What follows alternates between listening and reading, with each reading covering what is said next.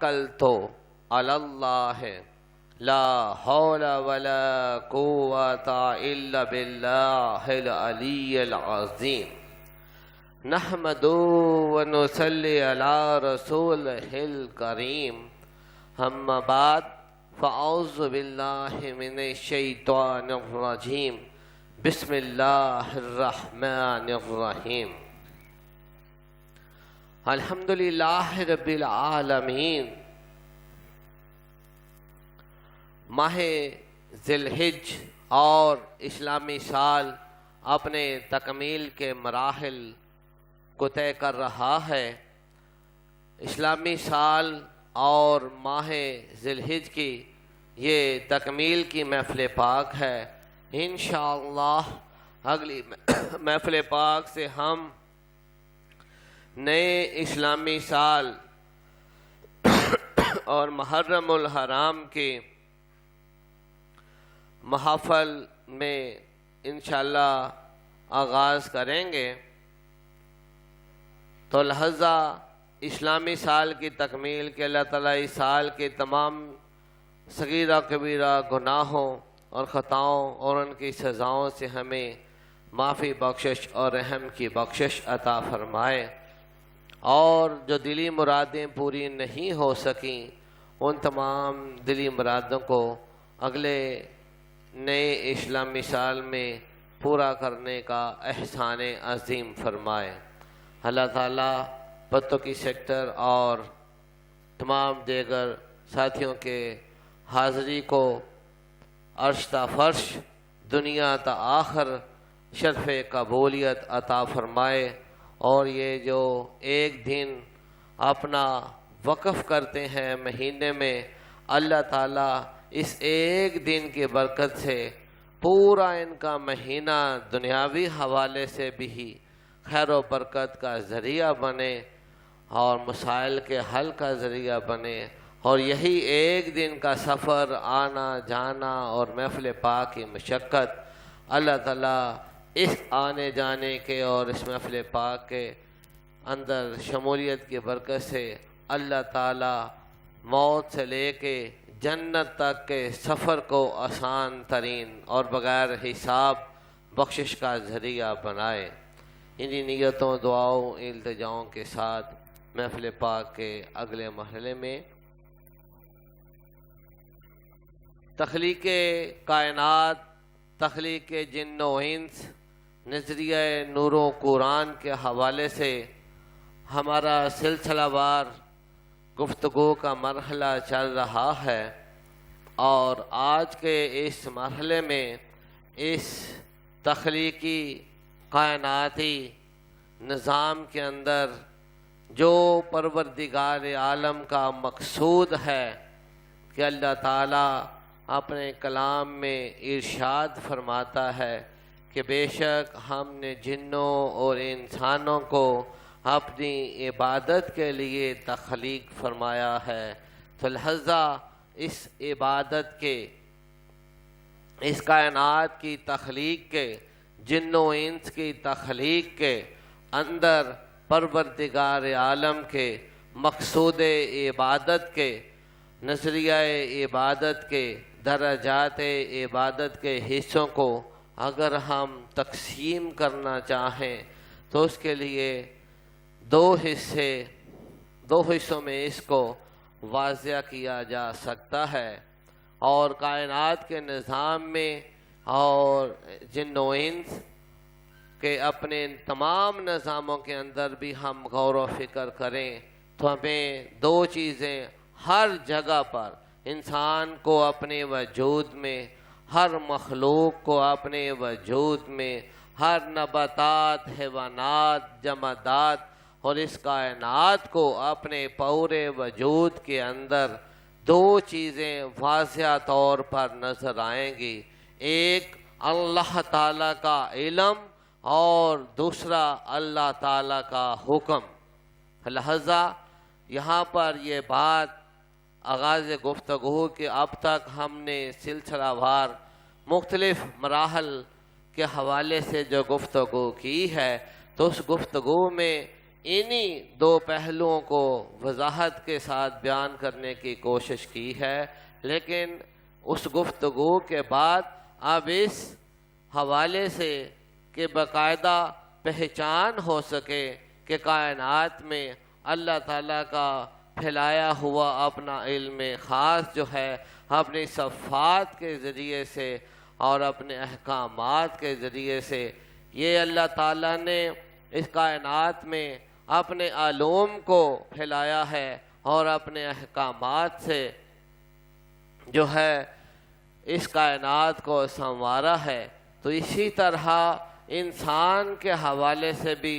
جو اللہ تعالیٰ کا مقصد عبادت ہے کہ اللہ تعالیٰ ان جن و انس سے اس کائنات کے ہر ایک ذرے ذرے سے جو اپنی عبادت کی خواہش رکھتا ہے اور مقصد رکھتا ہے، تو اس مقصد کو دو حصوں میں جیسے کہ بیان کیا گیا کہ ایک علم ہے اور ایک حکم ہے۔ اس کی وضاحت جیسے ہمارے مذہبی نظام کے اندر شریعت اور طریقت کے حوالے سے بھی بات کی جاتی ہے کہ شریعت ایک کھلے حکم یا کھلے احکامات کی صورت میں ہمارے سامنے ہے کہ امر بالمعروف و نہی عن المنکر، کہ جن چیزوں کے کرنے کا ہمیں حکم ہے اور کچھ چیزیں ایسی ہیں جن سے اللہ تعالیٰ نے ہمیں منع فرمایا ہے۔ تو لہذا یہاں پر حکم کے بھی دو درجے ہیں کہ ایک وہ حکم کہ جن اعمال کو ہم نے سر انجام دینا ہے، جن احکامات کو مان کر ان اعمال کو ہمیں تکمیل تک پہنچانا ہے، اور اسی طرح ایسے احکامات کہ جن میں اللہ تعالیٰ نے کچھ اعمال سے ہمیں منع فرمایا ہے اور ہمیں ان اعمال سے اپنے آپ کو بچا کے رکھنا ہے۔ تو لہذا یہاں پر شریعت اور اس کے جتنے بھی احکامات ہیں، فرائض کی صورت میں ہیں، واجبات کی صورت میں ہے، سنت موقدہ کی صورت میں ہے، غیر سنت موقدہ کی صورت میں ہے، نوافل کی صورت میں ہے، نفلی ہر قسم کی نفلی عبادات کی صورت میں ہے، تو ہر ایک پہلو کے اندر جو ہے وہ حکم واضح ہے کہ ہمیں کس طریقے سے احکامات پر عمل کرنا ہے اور کس طریقے سے ہمیں احکامات کے ذریعے سے ممنوعات سے بچنا ہے۔ یہ تو احکامات شریعت کے حوالے سے اللہ تعالیٰ نے ہمیں نہ صرف امت محمدیہ صلی اللہ علیہ وآلہ وسلم پر واضح کی ہیں، بلکہ ازل سے لے کے اور جو آغاز انسانیت ہے وہاں سے لے کر اب تک اور اس کائنات کے قیامت تک کے تکمیل کے مراحل تک جو ہے یہ حکم کا معاملہ چلتا رہا ہے، چل رہا ہے اور چلتا رہے گا۔ اسی طرح کائنات کے اندر طریقت کی صورت میں اللہ تعالیٰ نے ایمان اور پھر اپنی صفات کے اوپر یقین اور اس کے بعد صفات کی پہچان اور پھر ان صفات کے ساتھ اپنے قلب کا اطمینان کہ یہاں تک اس کی صفات کو پہچان لیا کہ دل اس کی صفات پر مطمئن ہو گیا اور اس دل نے اپنے نفس کو اور عنصر تپا ہر ایک اعضاء کو، اعضائے ظاہریہ کو، اعضائے باطنیہ کو، تمام حسیات کو، تمام حسیات ظاہریہ، تمام حسیات باطنیہ جو ہے وہ اللہ تعالیٰ کے علم کی پہچان میں جب مطمئن ہو گئیں، تو لہذا اسی حوالے سے پھر قلب جو ہے وہ نفس کو مطمئن کرتا ہے، اور نفس جب اطمینان پا جاتا ہے، اپنے مالک کو پہچان لیتا ہے، تو یہی پہچان جو ہے اس کے احکامات کے اوپر عمل کرنے میں اس کے لیے بہت زیادہ معاون و مددگار ثابت ہوتی ہے، بلکہ پہچان جو ہے وہ حکم کی روح بن جاتی ہے۔ دونوں ہی ایک دوسرے سے الگ نہیں ہیں۔ بعض ایمان کے درجوں میں حکم جو ہے وہ روح کی طرح ہے اور علم جو ہے وہ بدن کی طرح ہے، اور بعض ایمان کے درجوں کے اندر جو ہے وہ علم جو ہے وہ بدن کی طرح ہے اور حکم جو ہے وہ روح کی طرح ہے۔ دونوں ایک دوسرے سے الگ نہیں ہیں۔ اس لیے شریعت کو طریقت سے اور طریقت کو شریعت سے اور علم کو جو ہے حکم سے اور حکم کو علم سے الگ نہیں کیا جا سکتا، کہ پروردگار عالم نے اس کائنات میں علوم کا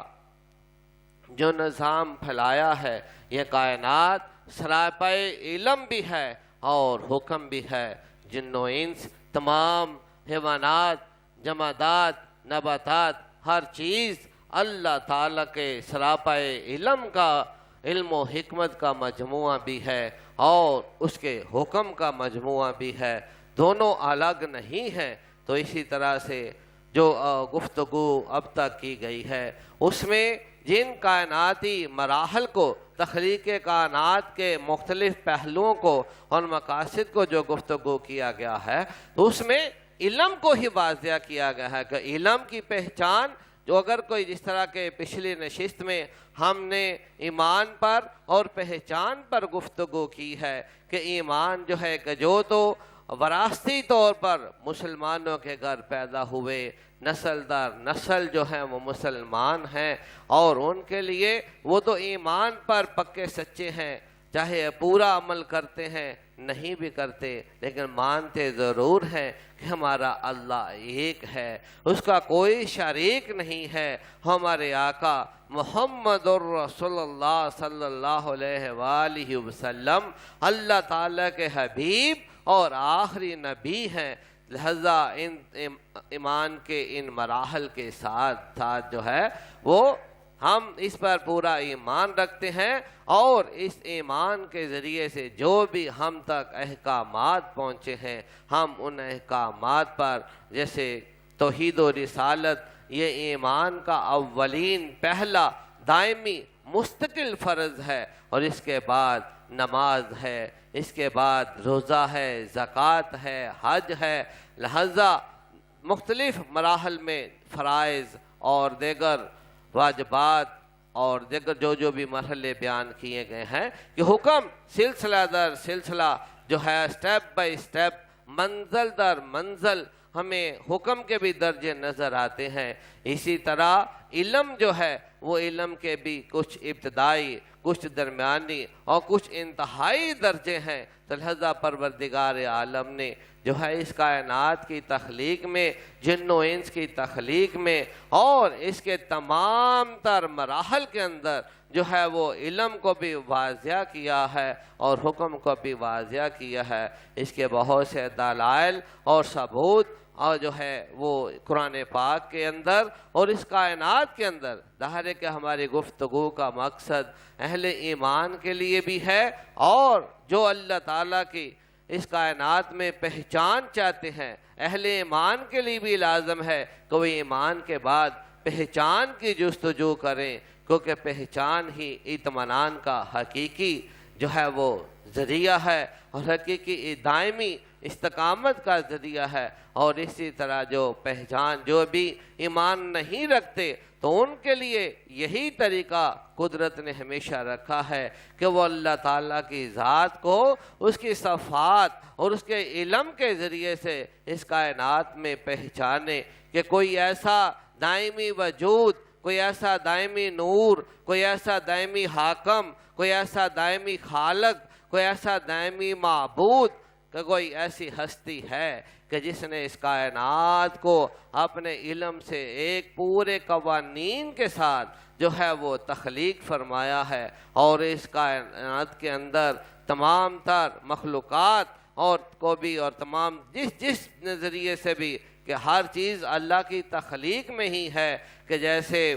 انسان ہیں، جنوں انس کا ذکر کیا گیا، اور اسی طرح نباتات، حیوانات اور جمادات، کائنات کی یہ تمام چیزیں اللہ تعالیٰ کی تخلیقات کا ہی حصہ ہیں۔ بعض تخلیقات کو ہم جو ہے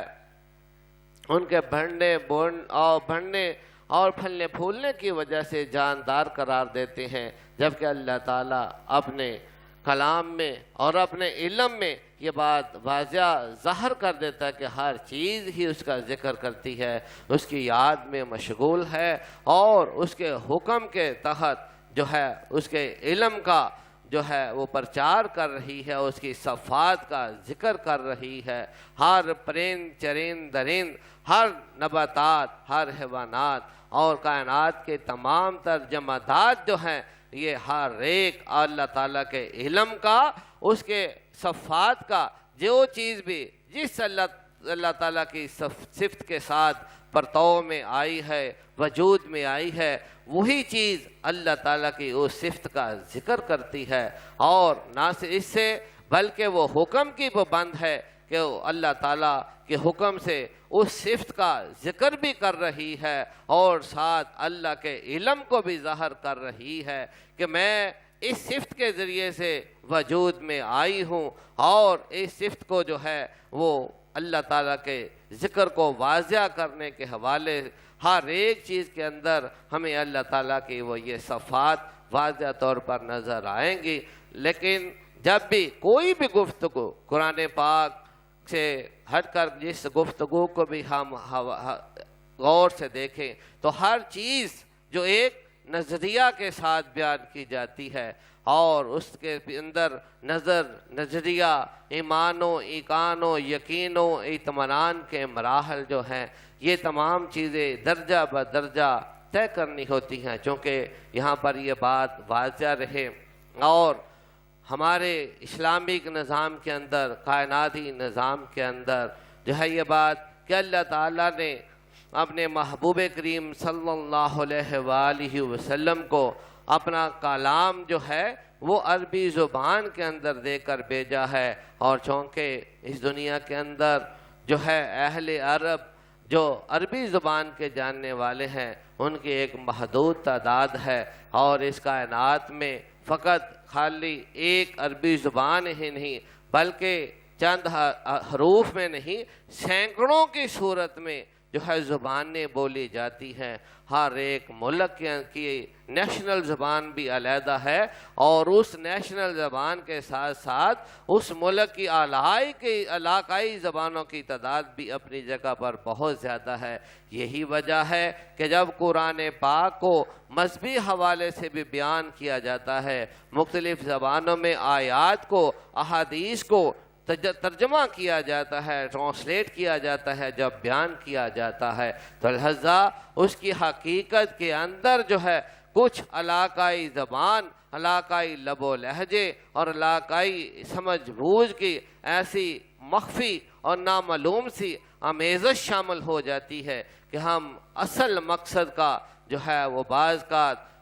50%، 70%، 80%، 90% بیان کر سکتے ہیں، اور ہو بہو جیسے قرآن پاک کی زبان اہل عرب کے لیے کہ وہ عربی کو، قرآن پاک کی زبان کو جس زبان کے اندر بیان یہ اس قرآن کلام کو نازل کیا گیا، اور اس میں جن احکامات کا بھی ذکر کیا، جن ممنوعات کا بھی ذکر کیا درجہ حکم کے اندر، اور اسی طرح پروردگار عالم نے اپنے کلام کے اندر کثیر ترین حصہ قرآن پاک دیکھ لیں کہ اگر 30 پاروں پر مشتمل ہے، اس میں سے احکاماتی جو ہے وہ آیات نکالیں کہ جن میں اللہ تعالیٰ نے احکامات عطا فرمائے ہیں، شریعت کے احکامات عطا فرمائے ہیں، ان آیات کو اکٹھا کریں تو ایک بالکل محدود سا حصہ جو ہے وہ ہمیں قرآن پاک میں سے علیحدہ ہوتا ہوا نظر آتا ہے۔ اس کے بعد جو قرآن پاک کے دیگر مضامین ہیں وہ سراپا علم ہی علم ہیں، ہر قوم کا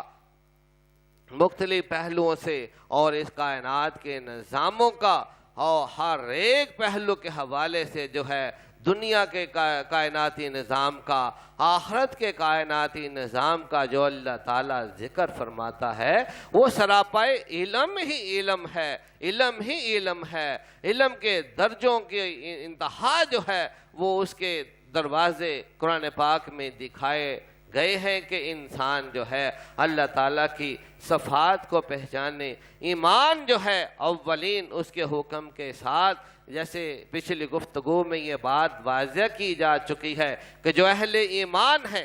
ان کے لیے ضروری ہے کہ وہ ایمان کے ساتھ اللہ تعالیٰ کے اور اپنے یقین کو مضبوط کرنے کے لیے اس کے اوپر اپنے یقین کو مضبوط کر کے اس کی صفات پر، کائنات میں جو اس کی صفات مختلف علوم کی صورت میں پھیلی ہوئی ہیں ان پر جو ہے وہ غور کریں، اور یہاں تک کہ وہ اطمینان تک پہنچیں۔ اطمینان کے بعد پھر جو ہے وہ مزید جو ہے اللہ تعالیٰ کی پہچان کی، قربتوں کی منزلیں طے کریں، کیونکہ جب تک ایمان یقین میں اور یقین پہچان میں اور پہچان اطمینان میں نہیں بدل جاتا، تو لہذا جب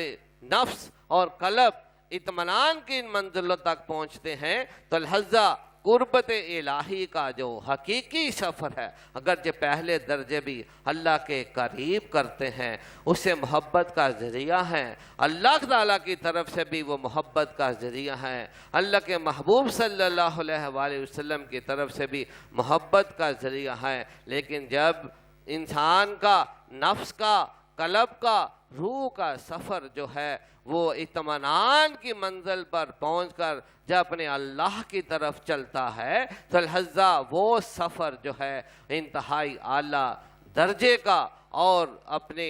قربت کے اعتبار سے بھی اعلیٰ درجوں کا، اور محبت کے اعتبار سے بھی اعلیٰ درجوں کا، اور ولایت کے اعتبار سے بھی، دوستی کے اعتبار سے بھی اعلیٰ درجوں کا، اور اجر و ثواب کے حوالے سے بھی اعلیٰ درجوں کا ذریعہ ہوتا ہے۔ آئیں ہم تھوڑا سا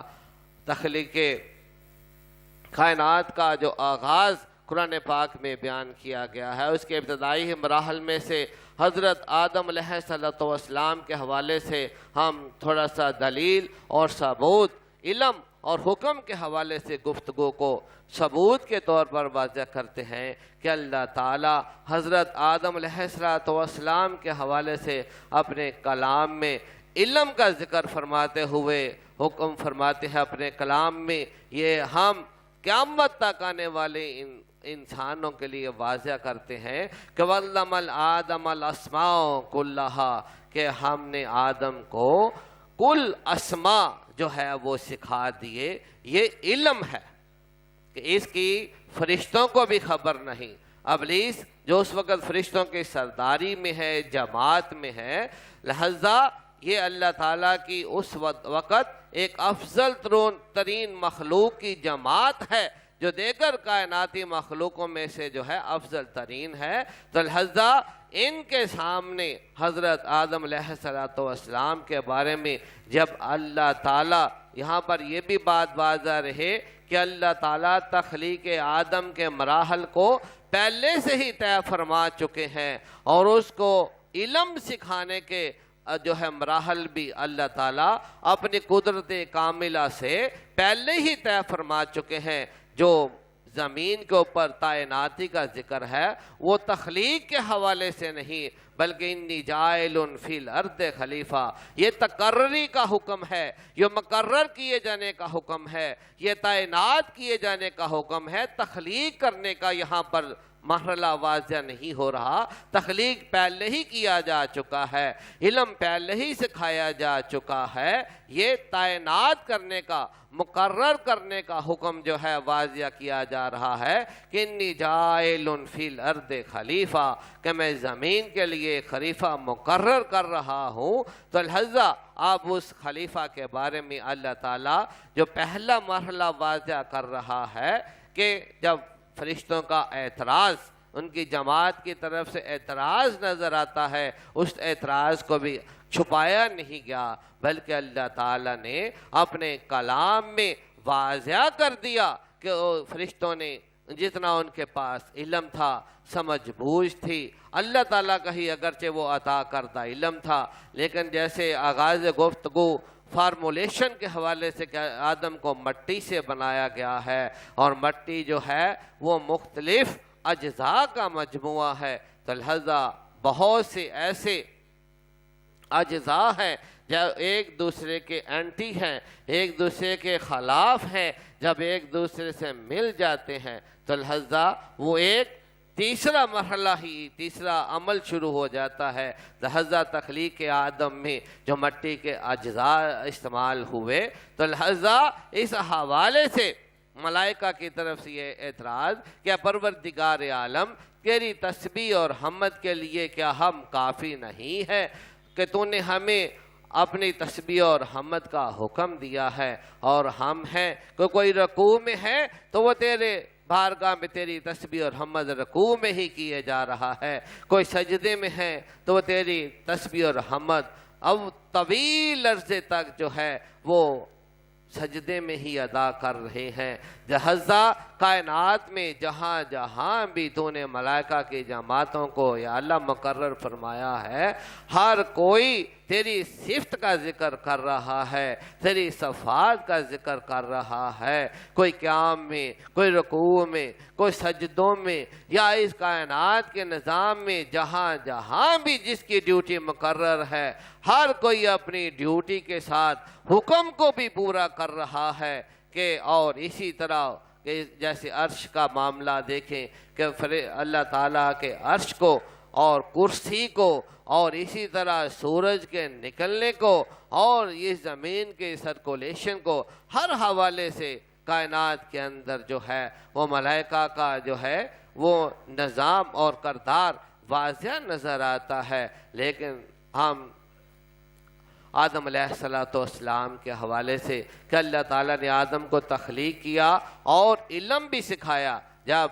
آدم علیہ السلام کی تعیناتی کے متعلق اولین کیا پروردگار عالم کہ اگر اپنی تسبیح اور اپنی حمد اور اپنی عبادت کے لیے تو اسے تعینات کرنا چاہ رہا ہے، تو کیا ہم تیری عبادت کے لیے، تیری تسبیح اور حمد کے لیے کافی نہیں؟ تو لہذا یہاں پر اللہ تعالیٰ نے اپنے علم کو واضح کیا کہ اے ملائکہ کہ یہ اللہ تعالیٰ کی تسبیح اور یہ حمد جن جن مراحل میں، جتنے جتنے طویل وقتوں میں، جتنے خلوصوں کے ساتھ، محبتوں کے ساتھ، عشق کے ساتھ، پابندی کے ساتھ اور بندگی کے ساتھ جو ہے تم اللہ تعالیٰ کی تسبیح اور حمد کر رہے ہو، وہ اگرچہ اپنی جگہ پہ ایک قابل تعریف معاملہ ہے، لیکن جو میں نے آدم کو تخلیق کیا ہے، اس تخلیق سے جس طریقہ عبادت کو میں چاہتا ہوں، کہا اللہ تعالیٰ نے کہ میں جانتا ہوں وہ تم نہیں جانتے۔ یہ جملہ علم کی طرف اشارہ کرتا ہے کہ جو میں جانتا ہوں، یعنی جس چیز کا میں علم رکھتا ہوں، تم اس چیز کا علم نہیں رکھتے، تم اس کو نہیں جانتے۔ لہذا یہاں پر واضح ہوا کہ اللہ تعالیٰ نے فرشتوں کے اس سوال اور اس اعتراض کہہ لیں، سوال کہہ لیں، اپنی وضاحت کہہ لیں کہ جس طریقے سے بھی تقرری تعیناتی آدم کے علیہ السلام کے اوپر آپ نے جذبات کا اپنی طرف سے جس عمل کا بھی وضاحت کے ساتھ ذکر کیا، تو اللہ تعالیٰ نے ان تمام چیزوں کے حوالے سے، علم کے حوالے سے ہی جواب دیا کہ اللہ تعالیٰ اپنے کلام میں یہ ارشاد فرماتا ہے کہ جو میں جانتا ہوں وہ تم نہیں جانتے، جو میں جانتا ہوں وہ تم نہیں جانتے، کہ میں نے، کیونکہ اللہ تعالیٰ تو جانتا تھا کہ میں نے آدم کو تخلیق بھی کیا ہے، وَعَلَّمَ الْآدَمَ الْأَسْمَاءَ كُلَّهَا، اور میں نے تو آدم کو کل چیزوں کے نام سکھا دیے ہیں، اور فرشتوں کو ان چیزوں کی اس صورت میں خبر بھی نہیں۔ لیکن اللہ تعالیٰ نے فقط جو ہے اسی پر نہیں بلکہ فرشتوں کے لئے کہ اطمینان کے لیے بھی، تاکہ فرشتے فقط یہ نہ کہیں کہ اللہ تعالیٰ نے حکم سے ہی آدم کو ہمارے اوپر، کائنات کے نظام کے اوپر جو ہے اپنا خلیفہ مقرر کر دیا ہے، بلکہ اللہ تعالیٰ نے اس برتری کو ثبوت کے طور پر، عملی مشاہدے کے طور پر اور پہچان کے حوالے سے بھی، اطمینان کے حوالے سے بھی، تاکہ اللہ تعالیٰ کی یہ ملائکہ کی جو فوج ہے، ملائکہ کی جو مخلوق ہے، کہ وہ پہچان بھی لے، وہ یقین بھی کر لے، وہ اطمینان تک پہنچ جائے کہ ہم اللہ تعالیٰ کی طرف سے جس خلیفہ کی تعیناتی پر اعتراض کر رہے ہیں اور اپنی جس تسبیح اور حمد کا ہم ذکر کر رہے ہیں کہ پروردگار عالم نے جو اس آدم علیہ السلام کی صورت میں اپنی جو ایک تخلیق کو، اس کائنات، اس نظام کا زمین کے لیے خلیفہ مقرر کرنے کا جو ارادہ فرما لیا ہے، تو لہذا اللہ تعالیٰ نے ملائکہ اور آدم علیہ السلام کو ایک دوسرے کے سامنے اکٹھا کیا، اور اس کے عملی ثبوت کے لیے جو یہ اللہ نے کہا کہ جو میں جانتا ہوں وہ تم نہیں جانتے، تو لہذا فرشتوں سے اللہ تعالیٰ نے جو کائنات میں مختلف نظاموں کے اندر اپنے جن جن چیزوں کو پیدا کیا تھا اور اپنی جن جن صفات کے ذریعے سے پیدا کیا تھا، تو لہذا فرشتوں سے جب ان کے نام پوچھے گئے تو چونکہ وہ اللہ کی ان صفات سے واقف نہیں تھے، اللہ کے ان اسماء سے اس وقت واقف نہیں تھے، اور اللہ تعالیٰ کے ان صفات کے ذریعے سے بنی ہوئی ان چیزوں کے ناموں کا بھی ان کو علم نہیں تھا، لہذا وہ ان کے نام بتانے میں کامیاب نہ ہو سکے، تو لہذا اعتراف کر لیا، قالوا سبحانک لا علم لنا الا ما علمتنا انک انت العلیم الحکیم، کہ انہوں نے کہہ دیا، اقرار کر لیا کہ پروردگار عالم کہ ہم کچھ نہیں جانتے سوائے اتنے علم کے کہ جتنا تو نے ہمیں عطا کیا ہے، اور تو جو ہے علم والا ہے اور حکمت والا ہے۔ یہ اعتراف کیا کہ پروردگار عالم کے اس قول مبارک کا کہ جو اللہ نے کہا کہ جو میں جانتا ہوں وہ تم نہیں جانتے، اور اس کے بعد اللہ تعالیٰ آدم کی طرف متوجہ ہوا، اور آدم علیہ السلام کو اللہ تعالیٰ وہ اسماء سکھا چکے تھے، اور ان اسماء، ان صفات کے ذریعے سے جو بھی چیزیں وجود میں آئی تھیں یا آنے والی تھیں، کائنات تک جو ہے تکمیل کائنات کے حوالے سے جو بھی چیز آنی تھی، چھوٹی سے چھوٹی، بڑی سے بڑی، اللہ تعالیٰ نے ان صفات کے ذریعے سے پیدا ہونے والی ہر ایک چیز کا نام جو ہے وہ آدم علیہ السلام کو سکھا دیا ہوا تھا اپنے خاص علم کے ذریعے سے،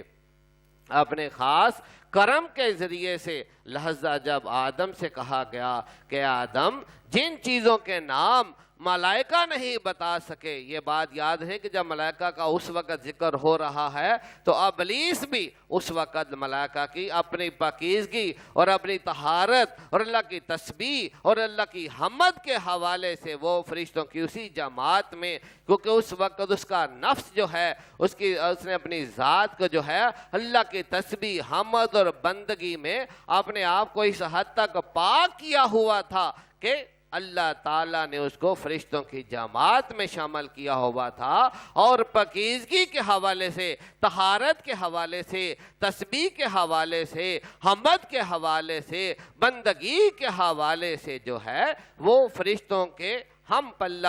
جو ہے وہ ان کی صفات کے حوالے سے جو ہے ان کی برابری میں شامل تھا، ان کی جماعت میں شامل تھا۔ تو لہذا جب اللہ تعالیٰ نے آدم علیہ السلام کو حکم دیا اور کہ اے آدم کہ جو میں نے تمہیں علم عطا فرمایا ہے، جو اپنے صفات تجھے سکھائی ہیں، اور ان صفات سے جو چیزیں اس کائنات کے اندر وجود میں لائی گئی ہیں، تمہیں ان چیزوں کے نام سکھا دیے گئے ہیں، تو لہذا اللہ تعالیٰ نے آدم علیہ السلام سے کہا کہ آدم کہ تم ان چیزوں کے نام بتاؤ۔ تو لہذا آدم علیہ السلام نے ان تمام چیزوں کے نام جو ہے وہ فرشتوں کی جماعت کے سامنے جو ہے وہ بیان کر دیے۔ یہاں پر یہ بات واضح ہو گئی کہ کہ فرشتوں کو ان چیز کا علم نہیں اور اللہ تعالیٰ نے آدم کو وہ علم عطا فرمایا. تو یہیں سے علم غائب کا جو ہے وہ درجہ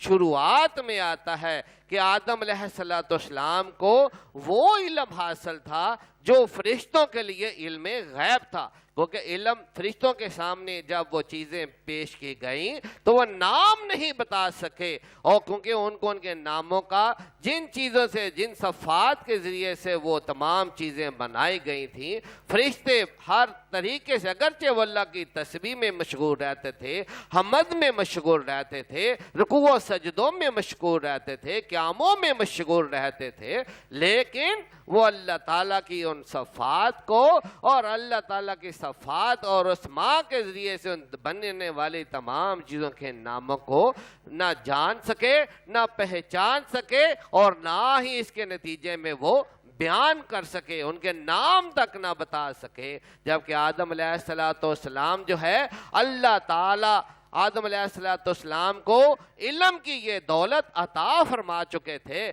سکھا چکے تھے, سمجھا چکے تھے, بلکہ اس کے بیان کا طریقہ بھی بتا چکے تھے. جب آدم علیہ السلام سے کہا گیا کہ آدم تم ان چیزوں کے نام بتاؤ, تو لہذا آدم علیہ السلام نے ملائکہ کے سامنے ان تمام چیزوں کے نام بتا دیے. اب اس بات کے اس مرحلے کے بعد آدم علیہ السلام کی اس فضیلت اور برکت کی پہچان جب فرشتوں کو ہو گئی, اور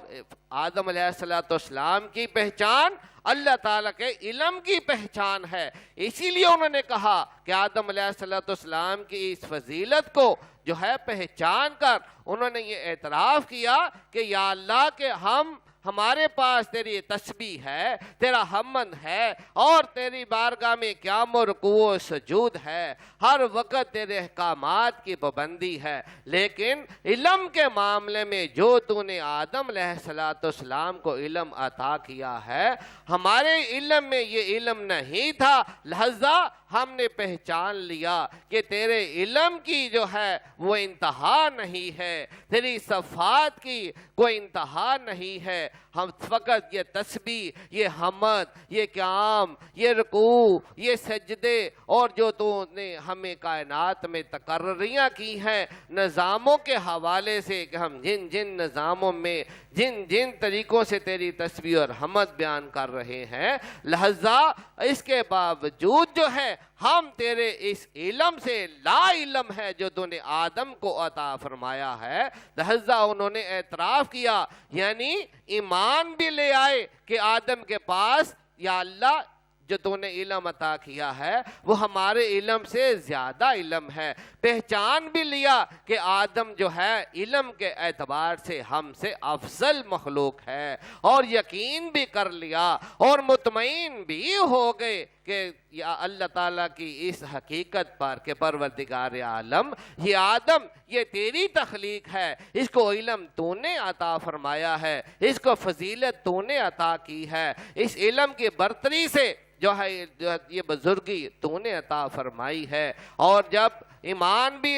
آ گیا, پہچان بھی آ گئی, اطمینان بھی آ گیا, جو اعتراض تھا وہ ختم ہو گیا, یقین جو ہے پہچان اور اطمینان کی انتہا تک پہنچ گیا, تو لہذا اللہ تعالیٰ نے یہاں پر جو ہے جب یہ سارے مراحل طے ہو گئے, ایمان کے مرحلے طے ہو گئے, پہچان کے مرحلے طے ہو گئے, یقین کے مرحلے طے ہو گئے, اطمینان کے مرحلے طے ہو گئے, اعتراض کا کوئی ایک پہلو بھی باقی نہ رہا, تو اللہ تعالیٰ نے فرشتوں کی اس جماعت کو حکم دیا کہ اے فرشتوں کی جماعت کہ تم آدم کے سامنے اس کے اس علم کی اور اس بزرگی کے اعتراف کے طور پر جو ہے پہلے اعتراض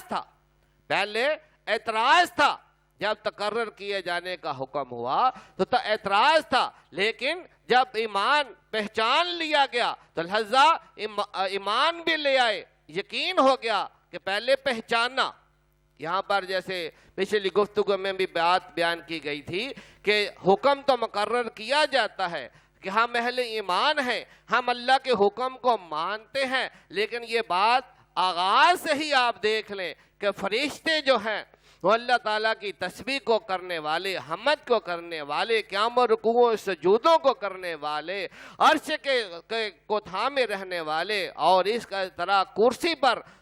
جو ہے مقرر کیے جانے والے، کائنات کے ہر ایک سدرۃ المنتہا تک، جہاں تک معراج کے وقت جبریل پہنچے ہیں، لہذا اس مقام سے لے کر یعنی ابتدا سے لے کے سدرۃ المنتہا کی انتہا تک یہ واضح کر دیا گیا کہ ملائکہ کی جو ہے رسائی ہے۔ لا الہ الا اللہ محمد رسول اللہ، لا الہ الا اللہ محمد رسول اللہ،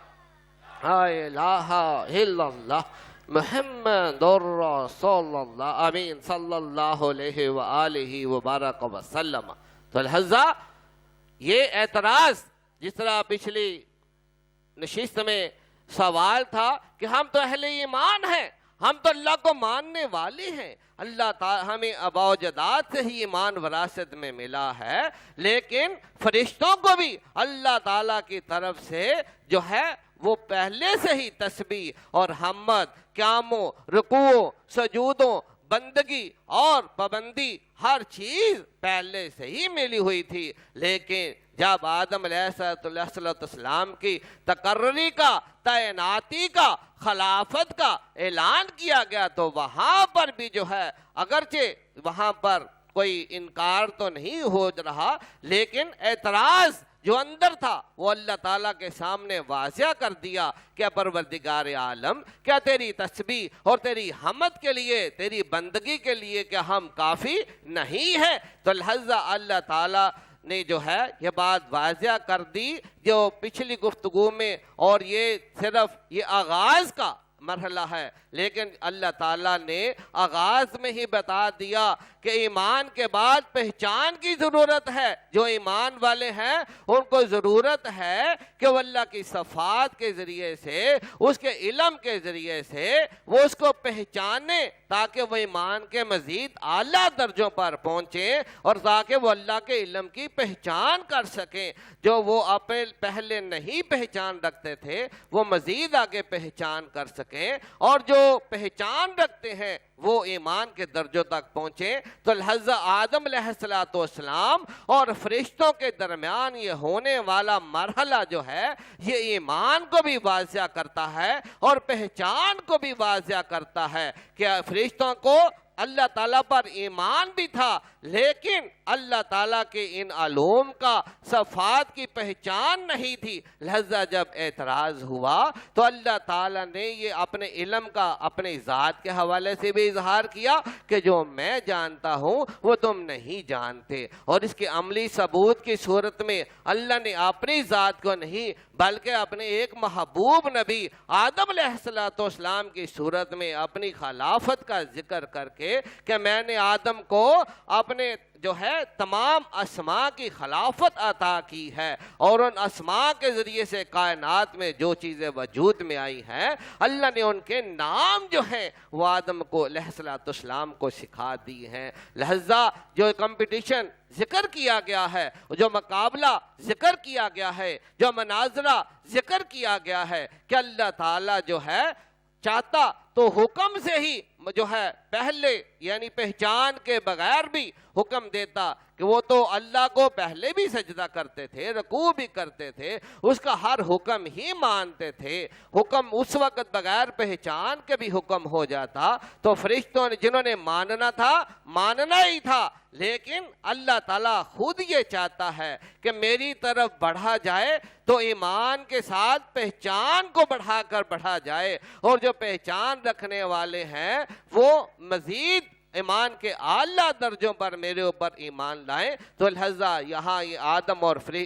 علیہ السلام اور فرشتوں کے درمیان والا مرحلہ جو یہ مناظرہ ہے یہ ایمان کی بھی پہچان کروا رہا ہے، اور پہچان کی پہچان بھی کروا رہا ہے، یہ حکم کی پہچان بھی کروا رہا ہے، اور یہ علم کی پہچان بھی کروا رہا ہے۔ تو لہذا آدم علیہ السلام کو اللہ تعالی نے جو عطا کا علم کیا تھا، لہذا اس علم کی جب ملائکہ نے پہچان کر لی، اپنے تمام تر حواس کے ساتھ پہچان لیا کہ آدم نے ان تمام چیزوں کے نام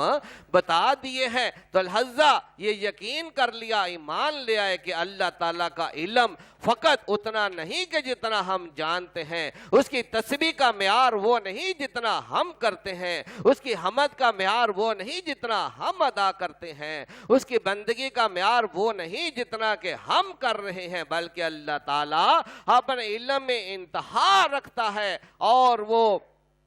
جس کو چاہتا ہے اپنا علم عطا فرماتا ہے، اس کے علم کی کوئی حد نہیں۔ تو لہذا آدم علیہ السلام کی بزرگی پر ایمان بھی لے آئے، پہچان بھی لیا، یقین بھی کر لیا، اور اس کے عملی ثبوت کے طور پر ہی پھر اللہ تعالیٰ نے مخلوق کے لیے، ایک سب کے لیے مستقل اس مرحلے کے اندر جو ہے پورا ایمان بھی چھپا ہے، پوری پہچان بھی چھپی ہے، پورا اطمینان بھی چھپا ہے، اور اس کے بعد جو ہے اللہ تعالیٰ کی معرفتوں کا رستہ بھی چھپا ہے کہ پھر اللہ تعالیٰ نے فرشتوں کو حکم دیا، اس پوری جماعت کو جنہوں نے اس سارے مرحلے کو دیکھا تھا، اس کو حکم دیا کہ آدم کو سجدہ کرو، کہ جھک جاؤ اس علم کے سامنے جو میں نے آدم علیہ السلام کو عطا کیا ہے۔ وہ سجدہ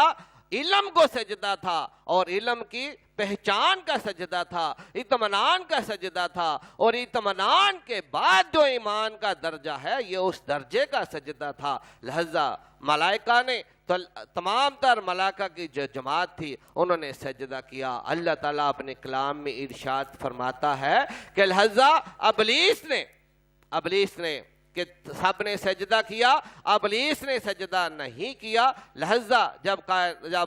قرآن پاک کے حوالے سے بھی، کیونکہ ہماری گفتگو اہل اسلام کے لیے بھی ہے اور اہل اسلام کے ادارے سے جو لوگ باہر ہیں ان کے لیے بھی، چاہے وہ کسی بھی مذہب سے تعلق رکھتے ہوں یا کسی مذہب سے نہ بھی تعلق رکھتے ہوں، کہ سب کے لیے ہے کہ کائنات میں اگر کوئی ایمان رکھتا ہے تو پھر آگے پہچان کو بڑھائے، اور اگر کوئی ایمان نہیں رکھتا تو پھر اس کائنات کے نظاموں میں اللہ کے علوم کے ذریعے سے پہچانے کہ انسان، جیسے کمیونزم میں ہم چلے جائیں تو ان کے لیے کوئی مذہب نہیں ہے، ان کے لیے کوئی معبود نہیں ہے، لیکن کائنات کا نظام جو ہے خود انسان کی اپنی ذات کا نظام جو ہے، اور اس کائنات کا نظام جو ہے جب اس پر غور و فکر کیا جاتا ہے، جو اللہ تعالیٰ غور و فکر کرنے کا، عقل دوڑانے کا اور سمجھ بوجھ رکھنے کا، اور بار بار ہمیں جو اپنے کلام میں بھی ارشاد فرماتا ہے کہ اگر کوئی بھی غور کرے، سمجھے، بوجھے، پہچاننے کی کوشش کرے تو ہر ایک جگہ پر میری صفات کا جو ہے وہ نور نظر آئے گا کہ کوئی ہے جو اس کائنات کے نظام کو چلا رہا ہے۔ لہذا ہم نے تو ابھی یہ ابتدائی مرحلے کو بطور ثبوت جو ہے بیان کیا ہے کہ ملائکہ کی جماعت نے ایمان بھی، اطمینان بھی، یقین بھی، پہچان کے بعد جو پھر اللہ تعالیٰ کے اس حکم کو ماننا اور جھک گئے، کیونکہ ان کا سجدہ اللہ تعالیٰ کے حکم کے حوالے سے تھا کہ وہ اللہ تعالیٰ کے اس عطا کردہ آدم علیہ السلام کے علم کے آگے جھک گئے کہ ہم پروردگار عالم تیرے اس علم کی بزرگی اور برتری کو مانتے ہیں، اور ہم نے یقین کر لیا، پہچان بھی لیا، اور پہلے بھی ایمان رکھتے تھے لیکن پہچان کر، اطمینان لا کر اب ہم مزید امان کے اعلیٰ درجے پر تیرے حکم کو مانتے ہیں کہ واقعی فقط علم اتنا نہیں ہے، فقط تسبیح اتنی نہیں ہے، فقط حمد اتنی نہیں ہے، فقط قیام و رکوع و سجود اتنے نہیں ہے، فقط بندگی کا مقام اتنا نہیں ہے جتنا کہ ہم رکھتے۔ ہم تو یہی سمجھے تھے کہ یہی تسبیح ہے، یہی حمد ہے، یہی قیام و رکوع و سجود ہے، اور فقط یہی بندگی ہے، لیکن تیری اس تخلیق پر کہ جو تو نے اس کو تخلیق کیا ہے اور علم کی ایسی بزرگی عطا کی ہے کہ ہمیں ان چیزوں کے ناموں کا پتہ ہی نہیں کہ جن کا جو ہے تیری یہ تخلیق آدم کی صورت میں تمام چیزوں کے نام بتا رہی ہے، تو لہذا یہ ہم سے جب علم میں افضل ہے تو جو چیز جتنے علم پر ہوتی ہے اس کی تسبیح بھی اتنے اعلیٰ درجے کی ہوتی ہے، اس کی حمد بھی اتنے ہی اعلیٰ درجے کی ہوتی ہے، اس کا قیام و رکوع و سجود اور اس کی بندگی بھی جو ہے وہ اتنے ہی اعلیٰ درجوں کی ہوتی ہے۔ لہذا لا الہ الا اللہ محمد رسول اللہ، لا الہ الا اللہ محمد رسول اللہ، لا الہ الا اللہ محمد رسول اللہ، آمین صلی اللہ علیہ وآلہ وبارک وسلم۔ لہذا اللہ تعالیٰ کی جو صفات یہاں پر جیسے کہ ہم اس کائنات کے حوالے سے بار بار ذکر کر رہے ہیں کہ جب تک ایمان والے اللہ کی صفات میں جو اللہ تعالیٰ کا علم ہے، کیونکہ اللہ تعالیٰ کی ہر صفت جو ہے وہ ایک پورے علم کا مجموعہ ہے، اللہ تعالیٰ کی ہر ایک صفت کے اندر پورا علم چھپا ہوا ہے، جس طرح کے پچھلی نشستوں میں اس میں رضاق کے اوپر بھی ہم مختصر گفتگو کر چکے ہیں کہ فقط جو ہے یہ چند حروف پر مشتمل جو اللہ تعالیٰ کا اس میں رزاق ہے، جب اس کے افعال کو دیکھیں، اس کے اعمال کو دیکھیں کہ کائنات میں رزاق کا نور کس طریقے سے کن ذریعوں سے پھیلا ہوا ہے، تو کائنات میں پھیلے ہوئے رزق کے ہر ایک سورس، ہر ایک ذریعہ جو ہے وہ اس میں رزاق کے پرتو میں سے نکلتا ہوا نظر آتا ہے۔ تو لہذا رزق کے ہر ایک مرحلے کو پھیلائیں تو ان لمٹ چیپٹر بن جاتا ہے، اور جب سمیٹیں تو رزاق میں سمٹ جاتا ہے کہ کوئی ہے جو رزق دینے والا ہے، کوئی ہے جو رزق دینے والا، رزق کا پیدا کرنے والا، رزق کے تمام اجزاء کو جوڑنے والا، ہر ایک ذرے کو اکٹھا کرنے والا، اور اس ذرے کو ہم تک پہنچانے والا، اس ذرے کو ہم تک پہنچا کر ہمارے وجود کو، ہماری حیات کو، ہماری طاقت کو، ہمارے سر سے لے کے پاؤں تک کے تمام وجود کو برقرار رکھنے میں جو ہے وہ چیزیں بنیاد ہیں، وہ ہم تک پہنچانے والا وہ رزاق جو ہے۔ لہذا وہ جب تمام کائنات کے نظاموں کو سمیٹیں اور سمیٹ کر، جیسے کہ پہلے یہ واضح کیا گیا کہ ہر ایک ذرہ کائنات سے سمٹتا ہے، ہمارے ایک نوالے کی صورت میں جمع ہوتا ہے، اور وہ نوالا جب ہمارے حلق سے نیچے اترتا ہے تو پھر ایک ذرہ ہمارے اندر کی وجود کی کائنات کے ہر ایک مقرر حصے تک پہنچتا ہے۔ تو لہذا یہ کیا ہمارے بس کی بات ہے ان تمام ذرات کو اکٹھا کرنا؟ کیا یہ ہمارے بس کی بات ہے؟ کیا ہمارے اپنے بس میں ہے کہ ہمارے نوالے کا ایک ذرہ جو ہے کہ ہم اپنی مرضی سے جو ہے وہ کیلشیم کو ہڈیوں تک، ہم اپنی مرضی سے آئرن کو خون تک، یا ہم اپنی مرضی سے وٹامنز کو اپنے وجود کی کیلوریز کی صورت میں کیا اپنی مرضی سے ہم کر سکتے ہیں؟ یہ کائنات کا حلق سے نیچے اترنے والا نظام، ہم تو اپنے وجود کے اندر جو کھانا ہے اس کے ہضم کرنے پر بھی کہ اگر کسی کو بدہضمی ہو جاتی ہے تو وہ دوائی اور طبیب کی تلاش شروع کر دیتا ہے، اگر کسی کو وہ کھانا باہر جو ہے الٹیوں کی صورت میں آنے لگ جاتا ہے تو وہ اس کو روکنے پر قادر نہیں، کھانے میں بدہضمی ہو جائے تو وہ اس پہ قادر نہیں ہے ہم، اور اگر وہ کھانا ہمارے لیے موشن کا باعث بن جائے کہ ہمارے لیے بیماری کا باعث بن جائے تو ہم اس کی پہچان پہلے بھی نہیں رکھتے تھے، اور ہم اس تکلیف پر بھی جو ہے وہ ہمیں اپنی جان کے لالے پڑ جاتے ہیں۔ تو لہذا ہمیں واضح ہوتا ہے کہ نہ ہم باہر قادر ہیں، نہ ہم اپنے وجود کے اندر قادر ہیں، کوئی اور ہی ہے، کوئی خالق ہے، کوئی مالک ہے، کوئی رازق ہے، وہ کوئی معبود ہے، کوئی رب ہے جو اپنی پوری صفات کے ساتھ، پورے ایک درجے کے ساتھ جو ہے اللہ تعالیٰ اپنے علم کے ساتھ جو ہے وہ ان تمام نظاموں کو چلا رہا ہے۔ تو علم کی دلیل کے طور پر واضح کیا کہ اللہ تعالیٰ نے فرشتوں کے بھی علم بھی عطا کیا تھا، حکم بھی عطا کیا تھا، کیونکہ وہ تسبیح اللہ نے جو بتائی وہ اللہ کے حکم کے ساتھ ہی کر رہے تھے. اگر ان کو رکوع کرنا آیا تو اللہ نے ہی سکھایا اور اللہ نے ہی حکم فرمایا. وہ جو سجدہ کر رہے تھے وہ اللہ کو پہلے وہ اللہ نے ہی سجدہ سکھایا اور اللہ نے ہی حکم فرمایا. یا کائنات کے مختلف نظاموں میں جہاں جہاں ان کی تقرری ہے, جہاں جہاں اللہ تعالیٰ نے ان کو تعینات کیا ہے, لہذا وہ اللہ کے حکم کے ساتھ ہے, اللہ کی بندگی کے ساتھ ہے. لہذا ان کے پاس اللہ کی طرف سے علم بھی تھا اور حکم بھی, وہ بھی اسی چیز کے پابند تھے. اور جب اللہ تعالیٰ نے مزید آدم علیہ السلام کی صورت میں آپ نے ایک علم کی مزید پہچان ان تک پہنچائی اور اس علم کا یقین, پہچان, اطمینان بھی جب ہو گیا تو اللہ تعالیٰ نے نیا حکم نازل کیا کہ اب تم نے چونکہ ایک نئے علم کو پہچان لیا ہے, میری ذات کے ایک اور علم کو, میری صفات میں جو اللہ میں نے علم چھپائے ہوئے ہیں, اب اے ملائکہ کی جماعت تم نے اس علم کو پہچاننا ہے اور اطمینان لاتے ہو, یقین رکھتے ہو, ایمان رکھتے ہو تو اس کے آگے جھک جاؤ. یہ حکم فرمایا, یعنی پہلے علم سمجھایا پھر حکم فرمایا. حالانکہ سجدہ تو وہ اللہ کے حکم کو پہلے بھی مانتے تھے, اللہ کی تسبیح اور علم کو جس حد تک وہ پہلے بھی ایک خاص حد تک پہچانتے تھے, لیکن جب علم کا اعلیٰ درجہ سامنے آ جائے, علم کا اعلیٰ درجہ پہچان میں آ جائے, علم میں آ جائے, سمجھ میں آ جائے اور اس پر مطمئن ہو جائے مخلوق, تو لہذا اس درجے کا جو حکم کا سجدہ ہے, پھر اللہ تعالیٰ نے جو حکم فرمایا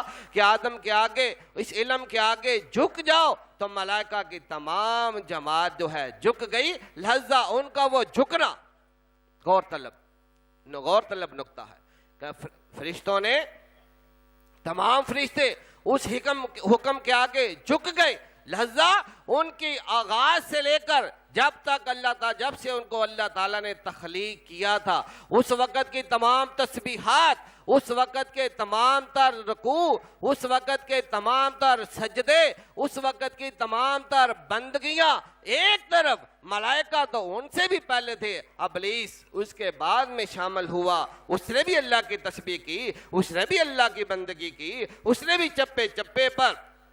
قیام رکوع سجود کیے اور اس حد تک پاکیزگی میں چلا گیا کہ ملائکہ کی جماعت میں شامل ہو گیا. اس کا وجود مثل ملائکہ کی صورت میں پاک ہو گیا. لیکن یہاں پر آپ کو جو ہے وہ علم کی اور حکم کی بزرگی یہاں اس نشست میں واضح کرنا ضروری سمجھتے ہیں کہ یہاں پر آپ ایمان کو بھی پہچانے, علم کو بھی پہچانے اور علم کی پہچان کے بعد والا جو ایمان ہے اس کو بھی پہچانے. تو یہ بات یہاں پر غور طلب ہے اور سن لیں کہ اللہ تعالیٰ نے جب فرشتوں کو پہچان کروا دی اور اطمینان دلا دیا کہ کوئی جو ہے میرا علم فقط اتنا نہیں, میری تسبیح فقط اتنے نہیں, میرا حکم فقط اتنا نہیں ہے, لہذا جب وہ فرشتوں کا سجدہ جو اللہ تعالیٰ نے حکم کیا کہ آدم کے اس علم کے آگے جھک جاؤ, تو لہذا تمام فرشتے جو جھکے, اللہ تعالیٰ خود تصدیق فرماتے ہیں اپنے کلام میں کہ تمام فرشتوں نے سجدہ کیا. اب یہاں پر یہ میں بات واضح کر دوں کہ وہ سجدہ, فرشتوں کا وہ سجدہ, وہ کیا مقام رکھتا ہے, اس کی دلیل آپ کو ابلیس کے اس سجدہ نہ کرنے سے واضح ہو جانی ضروری. دلیل یہ ثبوت عقل کے پیمانوں پر جو ہے غور و فکر کریں کہ اس جماعت میں سے ایک نے سجدہ نہیں کیا, کہ ابلیس کے حوالے سے اللہ تعالیٰ جو ہے واضح کر رہا ہے کہ تمام فرشتوں نے سجدہ کیا کہ ماں سوائے ابلیس کے. اور لہذا یہاں پر یہ واضح رہے کہ ابلیس نے جب سجدہ نہیں کیا, ابلیس نے سجدہ نہیں کیا اور تکبر کیا کہ نہیں, کہ بے شک تو نے اپنی اس تخلیق کو جو ہم ملائکہ کی جماعت کے سامنے رکھا ہے اور اس کا علم بھی واضح ہو گیا, پہچان بھی ہو گئی, اطمینان بھی ہو گیا, لیکن اس نے اپنے وجود کے حوالے سے کہ مجھے آگ سے تخلیق کیا گیا ہے اور آدم کو مٹی سے تخلیق کیا گیا ہے, اس نے خود اپنی پہچان کو واضح کرنے کی کوشش کی. جبکہ اللہ تعالیٰ جو خالق ہے, کیا مخلوق اپنی پہچان کو بہتر سمجھتی ہے یا خالق اپنے مخلوق کی پہچان کو بہتر سمجھتا ہے؟ لہذا خالق جو ہے حقیقت بھی یہی کہتی ہے، علم بھی یہی کہتی ہے، اور علم اور اطمینان، ایمان، یقین، پہچان، ہر پہلو سے غور کریں تو یہی بات سمجھ میں آتی ہے کہ خالق اپنی مخلوق کے بارے میں زیادہ بہتر جانتا ہے۔ مخلوق اپنے بارے میں بھی اتنا نہیں جانتی جتنا کہ خالق جو ہے وہ اپنی مخلوق کے بارے میں جانتا ہے۔ لہذا ابلیس نے سجدہ نہیں کیا، لہذا اس کے اوپر اللہ تعالیٰ کی طرف سے لعنت بھی نازل ہوئی، اس کو ملائکہ کی اس جماعت سے، جنت سے نکال بھی دیا گیا، اور اس کی تمام تسبیح، اس کی تمام حمد، تمام قیام، تمام رکوع، تمام سجدے اور سب کچھ جو ہے وہ ضائع چلا گیا، ختم ہو گیا، نیست و نابود ہو گیا، بلکہ پچھلا بھی گیا، اور آئندہ کے لیے بھی اللہ تعالیٰ نے اس پر لعنت کا جو ہے وہ نزول کا حکم فرما دیا۔ وہ سجدہ، اس بات ہی غور کر لیں کہ اس اطمینان، پہچان کے بعد، اس یقین کے بعد، اس علم، جب اللہ تعالیٰ نے جو آدم کے ذریعے سے اس جماعت کو، فرشتوں کی جماعت کو علم کی پہچان کروائی تھی، وہ کوئی عام پہچان نہیں تھی۔ آدم جو ہے وہ ایک وجود میں جو ہے، ایک جو ہے خاکی وجود کی صورت میں، ایک مٹی کے وجود کی صورت میں، تخلیق میں بنیاد اگرچہ مٹی ہے، لیکن علم جو اللہ تعالیٰ نے اس مٹی کے اندر سمایا ہے وہ کہیں اور سما ہی نہیں سکتا تھا۔ وہ کسی اور فارمولیشن کے اندر اگر سما سکتا ہوتا تو وہ فرشتوں کے جو بنانے کا فارمولا تھا اس میں سماتا، اور جو جنات کے بنانے کا فارمولا تھا، ابلیس جنات کے نمائندگی کے طور پر موجود تھا، وہ اس میں بھی سماتا، لیکن وہ جو علم ہے وہ فقط مٹی کے اندر ہی سما سکتا تھا۔ وجود آدم جو مٹی سے تخلیق کیا گیا تھا، وہ علم اس کے اندر ہی سما سکتا تھا۔ لہذا اس علم کی جب پہچان جو ہے، اطمینان، ایمان، یقین، پہچان، اس سے تو ابلیس بھی انکاری نہیں، کیونکہ ابلیس انکاری اس وقت ہوتا یا تو پھر اس کے پاس اتنا علم ہوتا کہ وہ ان چیزوں کے نام بتا دیتا، جبکہ پوری فرشتوں کی جماعت کے ساتھ وہ بھی نام اعتراض کرنے میں وہ بھی شامل تھا، لیکن نام بتانے میں وہ فرشتوں کے ساتھ ساتھ وہ بھی ناکام ہوا، اور پہچان کرنے میں اور یقین میں، اطمینان میں وہ فرشتوں کے ساتھ پورا شامل تھا کہ ہاں، کہ آدم کا علم جو ہے، ہم فرشتوں اور جس میں ابلیس بھی شامل ہے، پوری جماعت سے جو ہے آدم کا علم جو ہے وہ زیادہ ہے، کہ اس نے ان تمام چیزوں کے نام بتا دیے ہیں، وہ اپنے امتحان میں پورا کامیاب ہے، اپنے علم میں پورا کامل ہے۔ تو لہذا ابلیس نے سجدہ نہیں کیا، تو یہ اس سجدے کے یہ حکم تھا، اللہ کا حکم تھا، وہ عام سجدہ نہیں تھا، ذاتی سجدہ نہیں تھا، وہ حکم تھا کہ پہلے علم دکھایا، اس علم کے دکھانے کے بعد جو سجدہ تھا، لہذا اس سجدے کا جو حکم فرمایا، اس سجدے کے حوالے سے جس نے انکار کیا، اس کی پچھلی زندگی کی تمام تسبیح، حمد، ذکر و قیام و رکوع و سجود سب ختم ہو گئے، اور اس کا کوئی نہ صرف وہ بندگی بھی ختم ہو گئی، وہ محبوبیت بھی ختم ہو گئی، وہ محبت بھی ختم ہو گئی، اور اس کے اجر و ثواب بھی ختم ہو گئے، بلکہ آئندہ کے لیے بھی جو ہے وہ دشمن قرار پایا، لعین قرار پایا، مردود قرار پایا، جہنمی قرار پایا۔ اور اس بات سے اندازہ لگا لیں کہ یہ جو جس نے سجدہ نہیں کیا اس کی سزاؤں کو تو جتنا اشارتاً بیان کیا گیا ہے کہ پچھلا بھی ضائع، آئندہ کے لیے بھی کچھ نہیں، لہذا یہ تو سجدہ اس سجدے کے نہ کرنے کا کہ جو پہچان، اطمینان، یقین کو بھی کر لے، کہ جس طرح ابو جہل جو ہے کہ وہ اللہ تعالیٰ کے نبی کریم صلی اللہ علیہ وآلہ وسلم سے بار بار مختلف طریقوں سے معجزات کی صورت میں، کہ جن لوگوں کو وہ لے کر آتا تھا، جب شق القمر کا معجزہ آتا ہے تو جس عالم کو ابو جہل لے کر آیا، اور وہ جب انہوں نے کہا کہ یہ نبی کریم صلی اللہ علیہ وسلم معاذ اللہ جادو اور سحر کا اختیار رکھتے ہیں، تو اس نے یہ یقین کیا کہ جادو آسمانوں پہ نہیں چلتا، لہذا وہ چاند کے 2 ٹکڑے کرنے کا جب معجزہ طلب کیا گیا، اور اللہ تعالیٰ نے اپنا وہ علم اپنے محبوب کریم صلی اللہ علیہ وآلہ وسلم کی دعا کے ذریعے سے، کہ چاند جو آج سائنس بھی اس چیز کو ایکسپٹ کرتی ہے، اقرار کرتی ہے، اپنی تشخیص بتاتی ہے کہ یہ زمین سے تھوڑا سا چھوٹا ہے، اور لیکن اللہ کے محبوب صلی اللہ علیہ وسلم کی دعا پر اور اللہ تعالیٰ کے علم کے معجزات کی برکت سے جو ہے وہ 2 ٹکڑے ہوا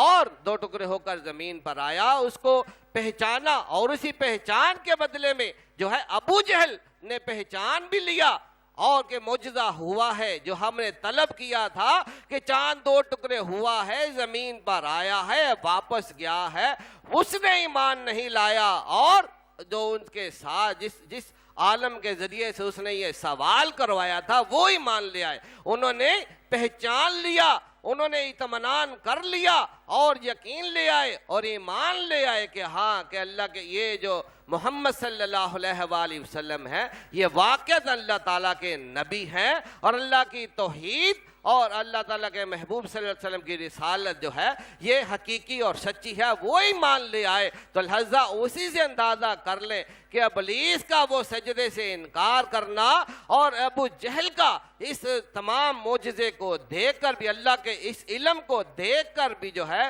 محبوب صلی اللہ علیہ وآلہ وسلم کی التجا پر، دعا پر جو اللہ تعالیٰ نے جو شکل قمر کا معجزہ فرمایا، عطا فرمایا، تو اس کی پہچان کے بعد بھی جب وہ ایمان نہیں لایا، اندر اس کا سارا کچھ مان بھی رہا تھا، پہچان بھی رہا تھا، لیکن وہاں پر بھی تکبر تھا جو ابلیس کے اندر۔ اللہ تعالیٰ نے اس بات کی وضاحت، شاید ابلیس کو بھی اپنے اس حجاب کا، اپنے اس گناہ کا نہ پتا ہو، لیکن اللہ تعالیٰ نے فرما دیا کہ با واستکبرا، کس نے تکبر کیا ہے، تکبر کیا ہے، تو لہذا اس کے تکبر نے جو ہے اس کی تمام تکبر بھی کیا ہے، اور وہ اس وجہ سے کافرین میں شامل ہو گیا ہے، اور اس کا پچھلا سب کچھ بھی ضائع، اور آئندہ کے لیے بھی ہمیشہ ہمیشہ کے لیے لعنت، اور انجام جو ہے وہ جہنم کی انتہا گہرائیوں کا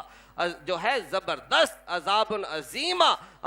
دائمی عذاب جو ہے۔ تو لہذا آپ جہاں پر اس سجدے سے انکار ہونے کی صورت میں اتنے بڑے عذابات ہیں، تو وہاں پر فرشتوں کی اس جماعت کے سجدے کا اجر بھی عقل رکھنے والے، غور کرنے والے، فکر کرنے والے، یا تھوڑا سا سمجھ بوجھ کا یا پہچان کا شوق رکھنے والے یہ جان لیں کہ پہچان کے بعد، اطمینان کے بعد، یقین کے بعد، یا پہلے بھی فرشتے ایمان رکھتے تھے، پہلے بھی یقین رکھتے تھے، پہلے بھی پہچان رکھتے تھے، پہلے بھی وہ اللہ تعالیٰ کی تسبیح اور حمد اس کے علم کو پہچان کر رہے تھے، لیکن جب آدم علیہ السلام کی صورت میں علم کا بڑا درجہ ان کے سامنے آ گیا اور اس بڑے درجے کی پہچان بھی کر لی، مطمئن بھی ہو گئے کہ ہاں آدم کو اللہ تعالیٰ نے جو علم عطا فرمایا ہے وہ اب تک ہم جن مرحلوں سے بھی گزرے ہیں وہ ان تمام علم کے درجوں سے یہ بڑا درجہ ہے۔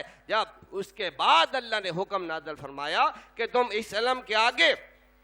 اس سراپے علم جو آدم علیہ السلام کا وجود جو ہے اس علم کے آگے جھک جاؤ، تو لہذا وہ جھک جائے۔ تو اسی سے آپ اندازہ لگا لیں کہ فرشتوں کو جب تخلیق کیا گیا اس وقت سے لے کر آدم کے آگے جھکنے سے پہلے کے تمام تسبیحیں ایک طرف، تمام حمدیں ایک طرف، تمام رکوع ایک طرف، تمام قیام ایک طرف، تمام بندگیاں ایک طرف، تمام فرما برداریاں ایک طرف، تمام احکامات کی پابندیاں ایک طرف، اور وہ فرشتوں کا سجدہ ان تمام کو بھی اکٹھا کیا جائے تو وہ فرشتوں کا وہ سجدہ جو ایمان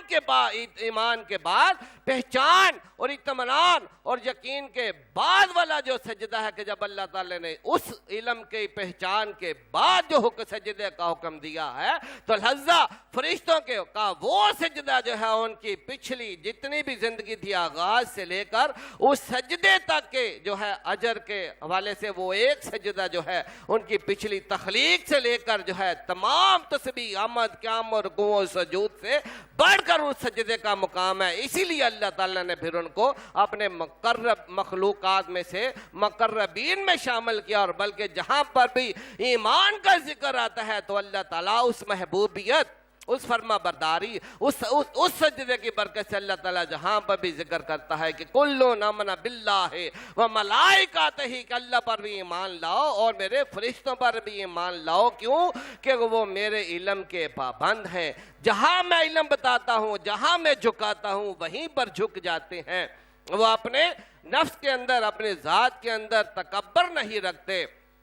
تو لہذا اس بات سے یہ بات واضح رہے کہ وہ سجدہ جو پہچان کے بعد ہے فرشتوں کا، وہ سجدہ ان کے ہر قسم کی پچھلی عبادات سے افضل ترین سجدہ تھا، اور ابلیس کا وہ انکار کرنا جو ہے اس کی پچھلی تمام زندگی کی عبادات کو بھی ختم کر گیا، اور اس کا وہ پہچان کے بعد انکار کرنا جو ہے، پہچان کے بعد بھی نہ پہچاننا، پہچان کے بعد بھی نہ ماننا جو ہے، اس کا وہ انکار جو ہے نہ صرف اس کی پچھلی زندگی کے اجر و ثواب کو بھی ختم کر گیا، اور آئندہ کے لیے بھی اس کے لیے لعنت کا باعث بن گیا۔ تو یہاں پر جو ہے یہ علم کی بھی وضاحت آپ کو کی جا رہی ہے کہ علم پہلا ایمان کا درجہ فرشتوں کے پاس موجود تھا، ابلیس کے پاس بھی موجود تھا، لیکن جب مزید بڑا علم سامنے آیا اور اللہ تعالیٰ جو اللہ تعالیٰ خواہش رکھتا ہے، جو پہلی نشستوں میں بیان کی گئی ہے کہ میرے مخلوق، میرے بندے جن و انس جو ہیں وہ مجھ پر جو ایمان رکھتے ہیں وہ میری پہچان کو آگے بڑھاتے رہیں، ہر صفت پر غور کریں، یحیی و یمیت پر غور کریں، وہ رزاق پر غور کریں، وہ سمیع پر غور کریں، وہ علیم پر غور کریں، وہ بصیر پر غور کریں، وہ میرے رب ہونے کو غور کریں، پہچانیں۔ غرض جتنی بھی میں نے اپنی صفات جو ہے اس کائنات میں پھیلائی ہیں، کھولی ہیں، کہ میری ان صفات کو پہچانیں، اور جس طرح کے اس واقعہ سے یہ ذکر آپ کو واضح کر دیا ہے کہ اس پہچان کے بعد انکار کرنے والے کا کیا انجام ہے۔ کیا اس سے پہلے ابلیس سے کوئی خطا نہیں ہوئی ہوگی؟ کوئی نہ کوئی غفلت، کوئی نہ کوئی سستی، کوئی نہ کوئی کوتاہی ہر کسی سے ضرور ہوئی ہوگی۔ لہذا اعتراض جب یہ بات تو واضح ہے کہ اگر ہم کہیں کہ فرشتوں کے اندر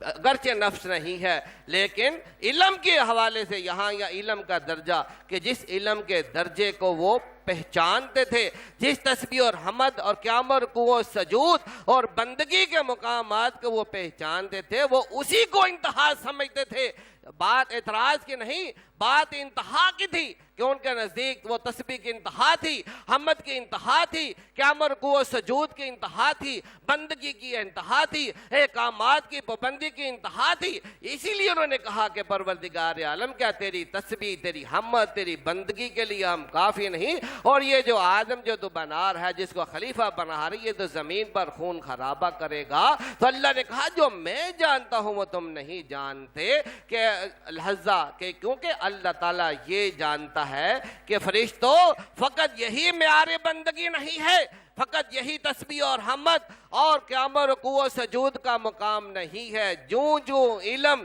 بڑھتا جاتا ہے، تسبیح کا درجہ بڑھ جاتا ہے، حمد کا ذکر جو ہے درجہ بڑھ جاتا ہے، قیام و رکوع و سجود کا جو ہے درجہ بڑھ جاتا ہے، میری قربت اور محبوبیت کا درجہ بڑھ جاتا ہے، میری ولایت کا درجہ بڑھ جاتا ہے، اور میری معرفتوں کا درجہ بڑھ جاتا ہے۔ لہذا اللہ تعالیٰ نے جو ہے فرشتوں کے، اور جس میں ابلیس بھی شامل ہے، اس میں سجدہ کرنے والے بھی اطمینان و ایقان و پہچان کے بعد ایمان کے اعلیٰ درجے پر سجدہ کرنے والے جو فرشتے ہیں، ان کا مقام بھی جو ہے وہ اس صورت میں واضح ہے کہ اگر وہ بھی انکاری ہوتے تو کبھی کائنات میں جو ہے ان کا جو ہے ذکر جو ہے وہ خیر کے ساتھ نہیں، بلکہ جہاں بھی اللہ ذکر کرتا ہے، اگر درود کا ذکر کر رہا ہے کہ ان اللہ و ملائکتہ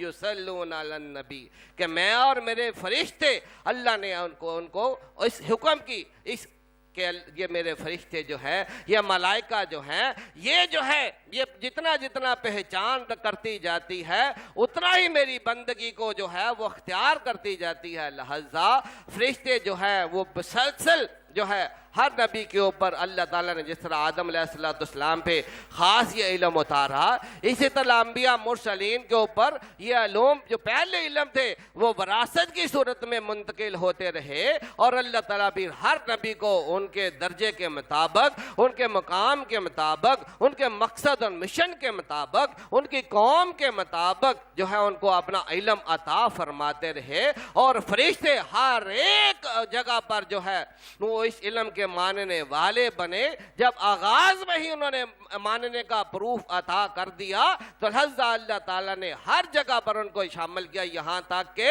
ایمان کے درجے میں بھی اللہ تعالیٰ نے جو ہے وہ فرما دیا کہ کلو نامنا باللہ و ملائکاتہ،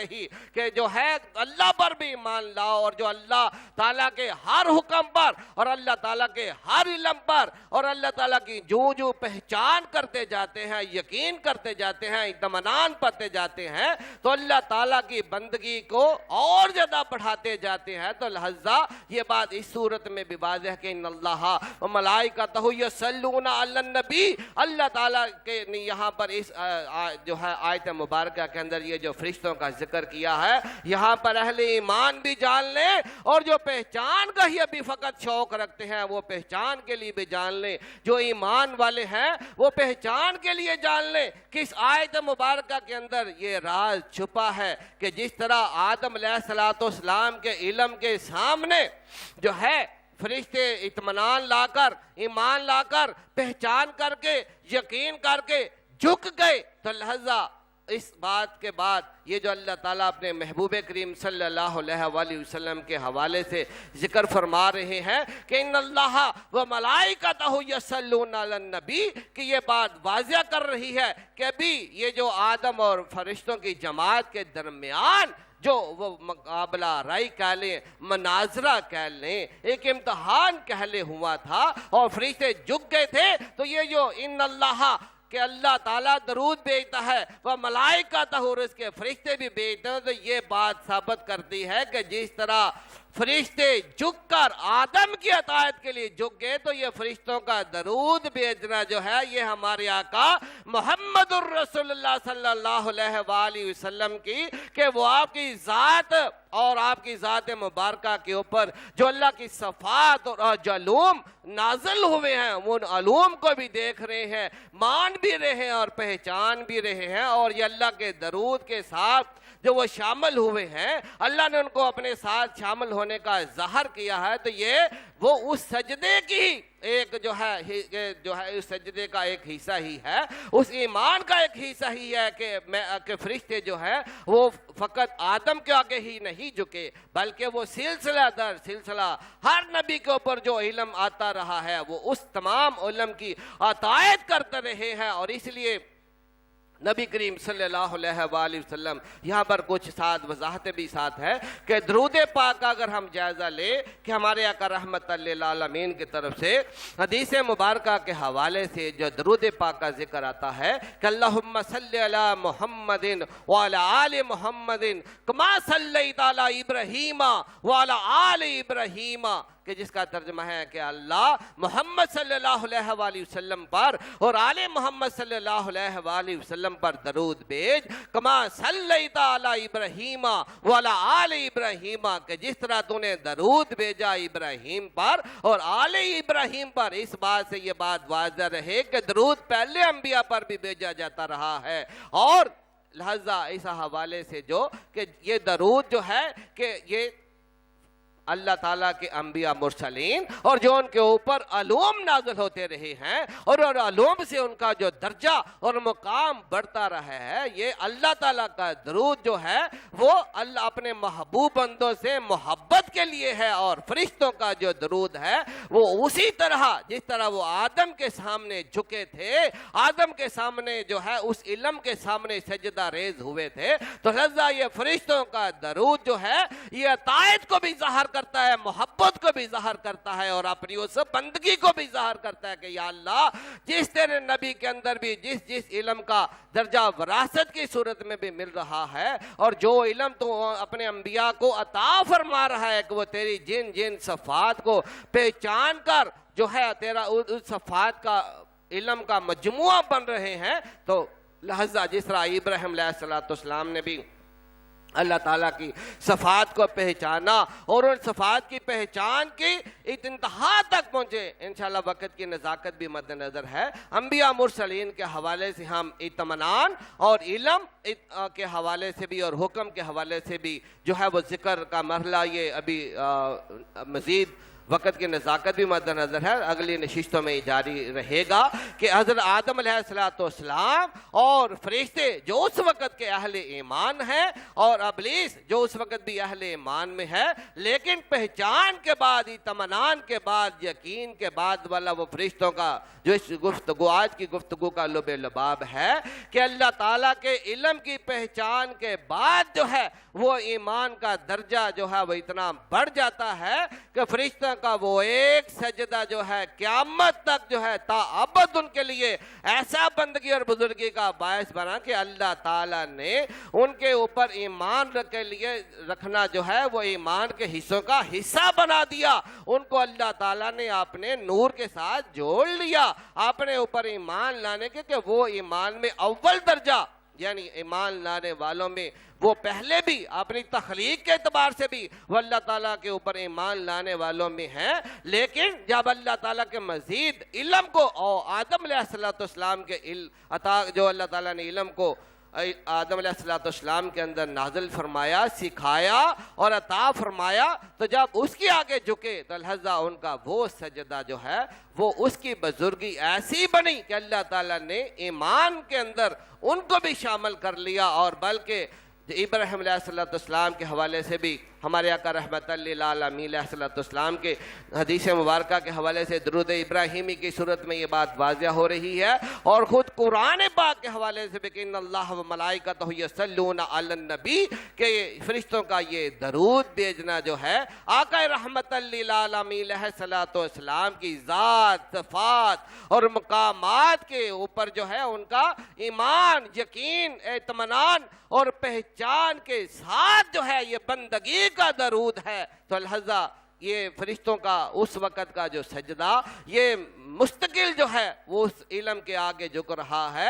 اور اس علم کے آگے بندگی اختیار کر رہا ہے، اس بندگی کی فرما برداری اختیار کر رہا ہے، اور اللہ تعالیٰ کے وہ علوم کو انبیاء مرسلین کے اوپر جب وہ نازل ہوتا ہوا دیکھتے ہیں تو ان کا اطمینان کا درجہ اور بڑھتا جاتا ہے، یقین کا درجہ اور بڑھتا جاتا ہے، پہچان کا درجہ اور بڑھتا جاتا ہے، اور ان کے مقامات کا درجہ اور بڑھتا جاتا ہے. اور اسی طرح ابلیس لین حزب الشیاطین کے بارے میں بھی یہ بات آپ واضح سمجھ لیں کہ جس طرح آدم علیہ السلام کے علم کو پہچاننے کے بعد اور اس کے مقابلہ کرنے کے ساتھ جب اس نے انکار کیا تو لہذا اس وقت جو اس پر لعنت پڑی، جو اس وقت اس کی پچھلی تمام عبادات جو ہے وہ ختم کر دی گئی، اس کی تمام بندگیاں ختم کر دی گئیں، اس کو جو ہے کافرین، انکار کرنے والوں میں مستقل طور پر شامل کر دیا گیا، اور اس کے لیے جو ہے اس وقت بھی لعنت کا جو ہے اور جہنم کا جو ہے وہ ذکر کر دیا گیا. لیکن یہ بات یاد رہے کہ وہ فقط علم آدم علیہ السلام کا وہیں پر حکم کا انکاری نہیں ہوا، بلکہ وہ اس کے بعد آدم علیہ السلام کی ذات مبارکہ کے بعد آنے والے 1,24,000 سے بھی زائد جو انبیاء مرسلین اس زمین پر تشریف لائے ہیں، اور اللہ تعالیٰ نے ان کو اپنی صفات اور علوم کا جو منبع اور مرکز بنایا ہے. پچھلے علوم جو ہیں وہ وراثت کی صورت میں آتے رہے، اور ہر دور کے مطابق انبیاء کے اوپر جو ہے نئے نئے علوم نازل ہوتے رہے. تو لہذا جہاں ہر کوئی اس کی پہچان کر کے ایمان لاتا رہا ہے اور اس کے درجے بلند ہوتے رہے ہیں، اسی طرح ابلیس کا درجہ جو ہے وہ مزید جہنم کی گہرائیوں میں جاتا رہا ہے، کیونکہ بعد میں آنے والے انبیاء مرسلین کے علوم کو بھی وہ پہچانتا رہا ہے، ہر دور میں وہ موجود رہا ہے، ہر دور میں وہ اس کا مخالف رہا ہے، ہر دور میں اس علم کے سامنے وہ ذلیل و خوار ہوتا رہا ہے، شکست خوردہ ہوتا رہا ہے. یہ آئندہ گفتگو میں ہم بیان کرتے رہیں گے کہ مقام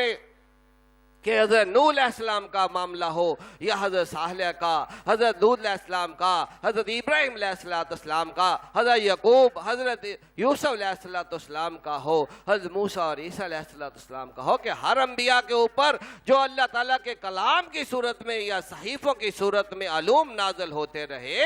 اور فرشتے ان کو مان کر ان کا درجہ بڑھتا رہا، اور ان کی قوموں کے اوپر جنہوں نے ایمان لایا وہ بھی ایمان کے اعلیٰ درجوں تک پہنچتے رہے، اور ابلیس کا درجہ جو ہے وہ ہر ایک نبی کے آنے پر، ہر ایک علم کے نازل ہونے پر، اس کی پہچان رکھنے کے باوجود جو ہے مسلسل اپنے انکار پر، اپنے تکبر پر ڈٹے رہنا جو ہے وہ اس کو جہنم کی گہرائیوں میں لے جاتا رہا ہے، لے جا رہا ہے اور لے جاتا رہے گا۔ لہذا یہی سے بات سمجھ لیں کہ ایمان کا درجہ جو ہے وہ علم کے ساتھ ساتھ آگے بڑھنا چاہیے، ورنہ سجدہ آدم علیہ السلام سے پہلے تو ابلیس بھی ایمان والوں میں شامل تھا، لیکن جب اس نے پہچان کو دیکھا، علم کے اگلے درجے کو دیکھا، اگلے اعلیٰ درجے کو دیکھا، اور پھر جب اس پہ پہچان نہیں لایا، اس پہچان کو پہچان کر بھی نہیں مانا، اس یقین کو یقین لا کر بھی نہیں مانا،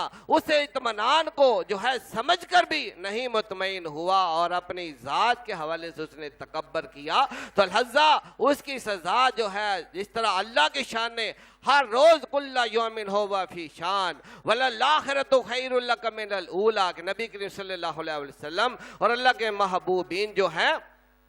ان کی ہر آنے والی گھڑی جو ہے وہ پچھلی گھڑی کے سے بہتر سر بہتر ہوتی ہے۔ تو اسی طرح ابلیس لین اور حزب الشیاطین کی ہر اگلی گھڑی جو ہے وہ پچھلی گھڑی سے عذاب کے حوالے سے بڑھتی جاتی ہے، کہ وہ جتنا عذاب، جتنے وہ ایمان میں کافر پہلے تھے ان کے کفر کا درجہ بڑھتا جاتا ہے، اور ان کی سزا کا درجہ بڑھتا جاتا ہے، ان کے اوپر لعنت کا درجہ بڑھتا جاتا ہے، ان کے تکبر کا درجہ بڑھتا جاتا ہے، اور جہنم میں ان کی سزا اور اس جہنم میں ان کی گہرائیوں کا درجہ جو ہے وہ بڑھتا جاتا ہے۔ تو لہذا اس بات سے جو ہے واضح رہے کہ ایمان کے بعد جب جو ہے علم آتا رہے سامنے یا نہ بھی آئے تو اس کی جستجو کرنے کا بھی حکم اس طریقے سے واضح ہوتا ہے کہ اگر انسان چاہتا ہے کہ اس کے درجے بڑھیں، اس کے ایمان کے درجے بڑھیں، یقین کے درجے بڑھیں، اطمینان کے درجے بڑھیں، اور اللہ کی محبوبیت کے درجے بڑھیں، قربت کے درجے بڑھیں، دنیا میں بھی درجے بڑھیں، باطن میں بھی بڑھیں، اور قبر میں بھی بڑھیں، اور آخرت کے ہر ایک مرحلے میں بڑھتے ہوئے جنت کے اندر بھی وہ اعلیٰ مقامات پر فائز ہو، تو پھر اس کو ضرورت ہے کہ وہ ایمان کے درجوں کے ساتھ ایمان کو برقرار رکھتے ہوئے اپنے پہچان کے، یقین کے اور اطمینان کے درجوں کو آگے مزید مضبوط کرے، اور اس کے لیے ضروری ہے کہ وہ اس کائنات میں اس کی پھیلی ہوئی صفات کو اپنی ذات میں جو ہے اللہ تعالیٰ کی صفات کو جستجو کرے، اپنی ذات میں سے بھی ہر جگہ پر اللہ تعالیٰ کی صفات کو پہچانے گا، اسے ہر جگہ اللہ تعالیٰ کی صفات ملیں گی، اور کائنات میں بھی ہر ایک چیز کے اندر جس شعبے سے بھی متعلقہ ہے ہر ایک شعبے کے اندر اللہ تعالیٰ کی صفات جو ہے وہ متحرک نظر آئیں گی، کہ وہاں ہر کوئی جو ہے غور کرے گا تو یہ سوال ضرور اٹھے گا کہ کوئی ہے، کوئی ذات ہے جو اس کائنات کے نظام کو چلا رہی ہے، جو نباتات سے افضل ہے، جو جمادات سے افضل ہے، جو حیوانات سے افضل ہے، جنوں جنات و انسان سے افضل ہے، اس کائنات کے ہر نظام سے افضل ہے، وہ کوئی ذات ہے کہ جس کی صفات جو ہے اس کائنات کے نظام کو چلا رہی ہے، اور اپنی بندگی کو ہر لمحے جو ہے اپنی معبودیت کو اور اس کائنات کے ہر ایک ذرے ذرے کی بندگی کو واضح کر رہی ہے۔ لہذا اس بندگی کو بھی ہمیں پہچاننے کی ضرورت ہے، اور اپنے اس کائنات کے اور تمام در مخلوقات کے معبود کی معبودیت کو بھی اگر معبودیت کے حوالے سے ڈائریکٹ نہیں بھی پہچان سکتے تو اس کی صفات کے ذریعے سے اس کے معبودیت کو پہچانیں گے، تو ہمیں جو ہے اپنے معبود کو اعلیٰ درجوں پر پہچاننے کا موقع ملے گا، اور وہ پھر پہچاننے کا جو درجہ ہوتا ہے اس درجے کی تسبیح بھی اعلیٰ درجے کی ہوتی ہے، حمد بھی اعلیٰ درجے کا، ذکر بھی اعلیٰ درجے کا، قیام رکوع و سجود بھی اعلیٰ درجے کے، ہر ایک حکم پر عمل کرنا جو ہے وہ بھی اعلیٰ درجے کا، اور ہر ممنوعات سے بچنا بھی جو ہے وہ اعلیٰ درجے کا ہوتا ہے۔ تو لہذا اسی طرح سے ہم اس واقعہ آدم علیہ السلام اور ملائکہ اور ابلیس کے حوالے سے کہ یہاں پر ایمان کا بھی ذکر کیا گیا ہے، اور علم کا ذکر بھی کیا گیا ہے، اور پہچان کا بھی ذکر کیا گیا ہے، اطمینان کا بھی ذکر کیا گیا ہے، اور انکار کا ذکر بھی کیا گیا ہے، اور ایمان کے لا الہ الا اللہ محمد رسول اللہ، لا الہ الا اللہ محمد رسول اللہ، لا الہ الا اللہ محمد رسول اللہ، آمین صلی اللہ علیہ وآلہ وبارک وسلم۔ تو لہذا انشاءاللہ ہم علم اور حکم کے کائناتی ان مراحل کے اوپر مزید اگلی نشستوں میں دیگر انبیاء مرسلین اور ان کے علوم، کیونکہ جب تک ہم علم اور حکم کو واضح طور پر نہیں سمجھ لیں گے اور حکم کو علم کے ساتھ اور علم کو حکم کے ساتھ جو ہے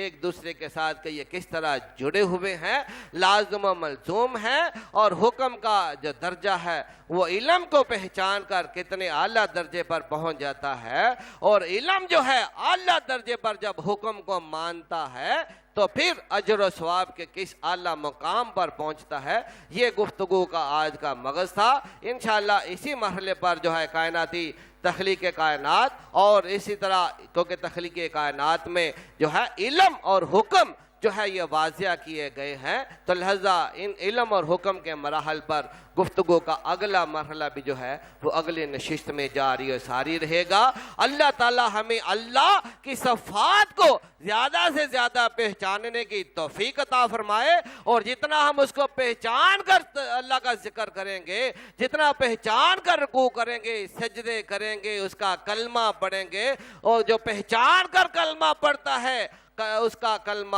اور مقام رکھتا ہے، جو فقط لفظوں کو سن کر ایک کلمہ پڑھتا ہے اس کا درجہ اور ہے، جو رکوع و سجدوں میں کلمہ پڑھتا ہے اس کا درجہ اور ہے، اور جو کائنات میں اور اپنی ذات میں اس کی صفات کو پہچان کر کلمہ پڑھتا ہے، یا تسبیح حمد و ذکر و تکبیر یا سجدہ قیام رکوع و سجود یا بندگی یا حکم مانتا ہے اور ممنوعات سے بچتا ہے، تو اس کا درجہ اور ہے، اس کا مقام اور ہے، اس کا اجر و ثواب اور ہے۔ ورنہ اگر آپ سجدوں کے اعتبار سے دیکھیں کہ نبی کریم صلی اللہ علیہ وآلہ وسلم اور آپ کی امت سے پہلے تو 100 سال 900 سال 700 سال کی عمریں بھی ہوئی ہیں، اور ہمارے آقا رحمت للعالمین علیہ الصلوۃ والسلام کی ذات مبارکہ کے اوپر تو نبوت جو ہے وہ 40 سال کی عمر مبارکہ میں آپ کے اوپر حکم نبوت جو ہے ظاہر کیا جا رہا ہے، اور اس کے بعد 23 سال کا جو آپ کا نبوت کا دور۔ تو لہذا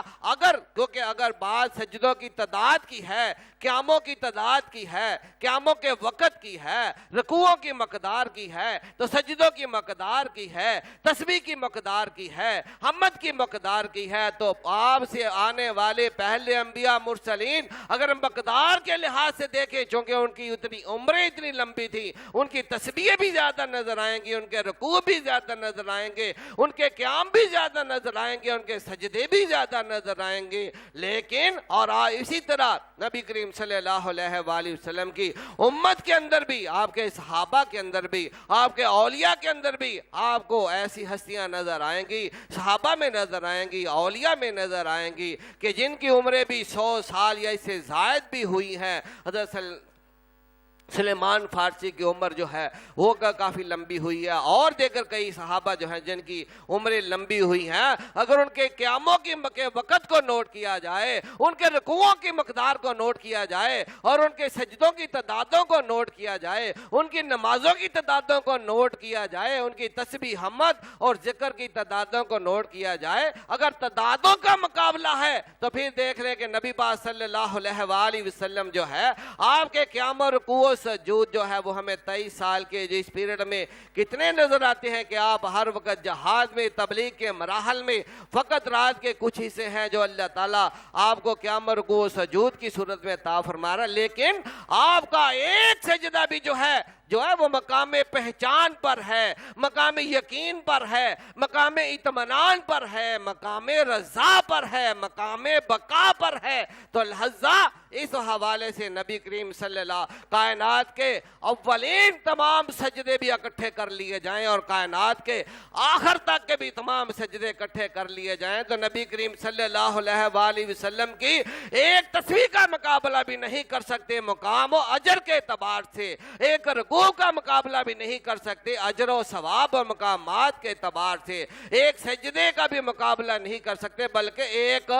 سیکنڈ کا، ایک ملی سیکنڈ کا بھی جو ہے مقابلہ نہیں کر سکتے اجر و ثواب کے اعتبار سے، کیونکہ آپ کا ہر ایک عمل جو ہے وہ مقام پہچان پر ہے، مقام یقین پر ہے، مقام اطمینان پر ہے، مقام رضا پر ہے، مقام فنا پر ہے اور مقام بقا پر ہے۔ اور اسی طرح سے کوئی بھی تعدادوں کے اعتبار سے، وقتوں کے اعتبار سے نہ پہلے اس کا کوئی ثانی تھا نہ بعد میں اس کا کوئی ثانی ہو سکتا ہے، لہذا یہ بات یاد رہے۔ اس بات سے مزید اس گفتگو کو تقویت مل جاتی ہے کہ ایمان کے بعد پہچان، یقین، اطمینان اور رضا کے درجوں کے بعد جو ہر قسم کی عبادت جو ہوتی ہے اس کا درجہ بہت ہی زیادہ بڑھ جاتا ہے۔ اسی لیے آپ لوگوں کو نمازیں آتی ہے، کلمہ آپ کو آتا ہے، گھروں میں بھی آتا ہے، جو میرے سے بھی زیادہ عمر رکھتے ہیں، لہذا وہ تو میرے سے پہلے بھی کلمے کو، میرے پیدا ہونے سے پہلے بھی کلمے کو پڑھ رہے تھے، لیکن یہاں بلانے کا، لانے کا، منگوانے کا، آپ کے آنے جانے کی دعوت دینے کا مقصد یہی ہے کہ ہم لفظوں کی صورت میں ہی کلمے پر نہ اڑے رہیں، بلکہ آگے مقام پہچان کو حاصل کریں، مقام یقین کو حاصل کریں، مقام اطمینان کو حاصل کریں، مقام رضا کو حاصل کریں، تاکہ اعلیٰ درجوں تک پہنچ سکیں، ایمان کا ہمارا درجہ اور زیادہ بڑھتا رہے۔ اس مقصد کے لیے کلمہ وہی ہے جو آپ گھر میں بھی پڑھتے ہیں، جو یہاں پر بھی پڑھتے ہیں، لیکن جو گھر میں پڑھتے ہیں اس کا درجہ اور ہے، یہاں آپ کو جو سمجھا کر جو پڑھایا جاتا ہے اس کا درجہ اور ہے۔ اور جس طرح کہ اگر آپ اپنے گھر میں کلمہ پڑھتے ہیں تو آپ کو اپنے اللہ کے نور کی تجلی اگر آپ نے نہیں دیکھی تو بغیر پہچان کے ہے، اگر آپ نے نبی کریم صلی اللہ علیہ وآلہ وسلم کی زیارت نہیں کی تو پہچان کے بغیر ہے، لیکن اگر آپ اپنے نبی کریم صلی اللہ علیہ وآلہ وسلم کو اور آپ کے اللہ تعالیٰ کے نور کو خود نہیں دیکھ سکتے تو لیکن کسی ایسی ایک ہستی کے پاس جا کر کا ذکر کرنا آپ کا افضل نہیں ہوگا کہ جس نے اللہ کے نور کی تجلیوں کو بھی دیکھا ہو اور اللہ کے محبوب صلی اللہ علیہ وآلہ وسلم کی زیارت بھی کی ہو۔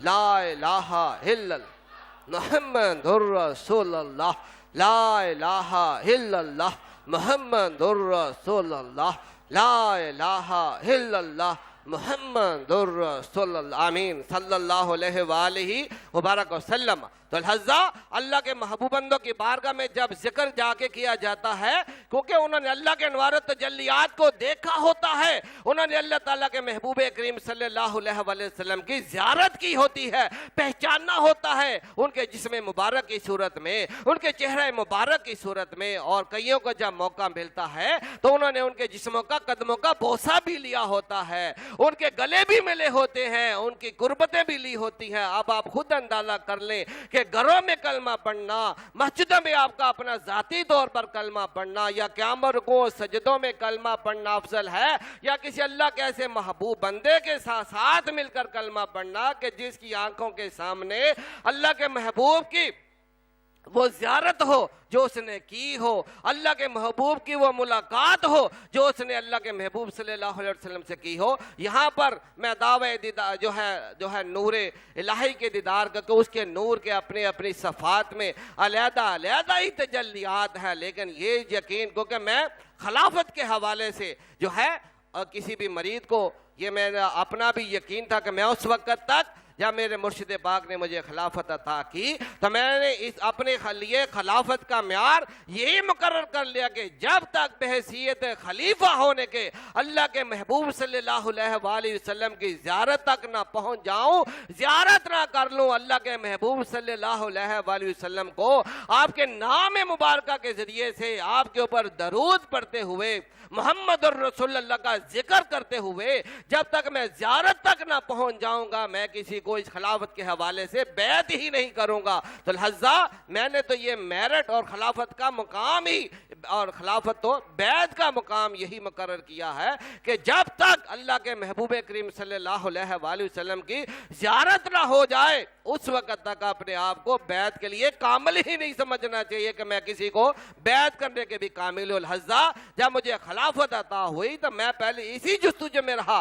اور بیعت اس کے بعد شروع کی, مریدوں کو بیعت کرنا اس کے بعد میں شروع کیا کہ جب میں نے اللہ کے محبوب کریم صلی اللہ علیہ وآلہ وسلم کی زیارت بھی کر لی, آپ کے قدموں کا بوسہ بھی لے لیا اور آپ کی ذات مبارکہ سے مل بھی لیا. اس پہچان کے بعد جب اپنے بوسوں سے آپ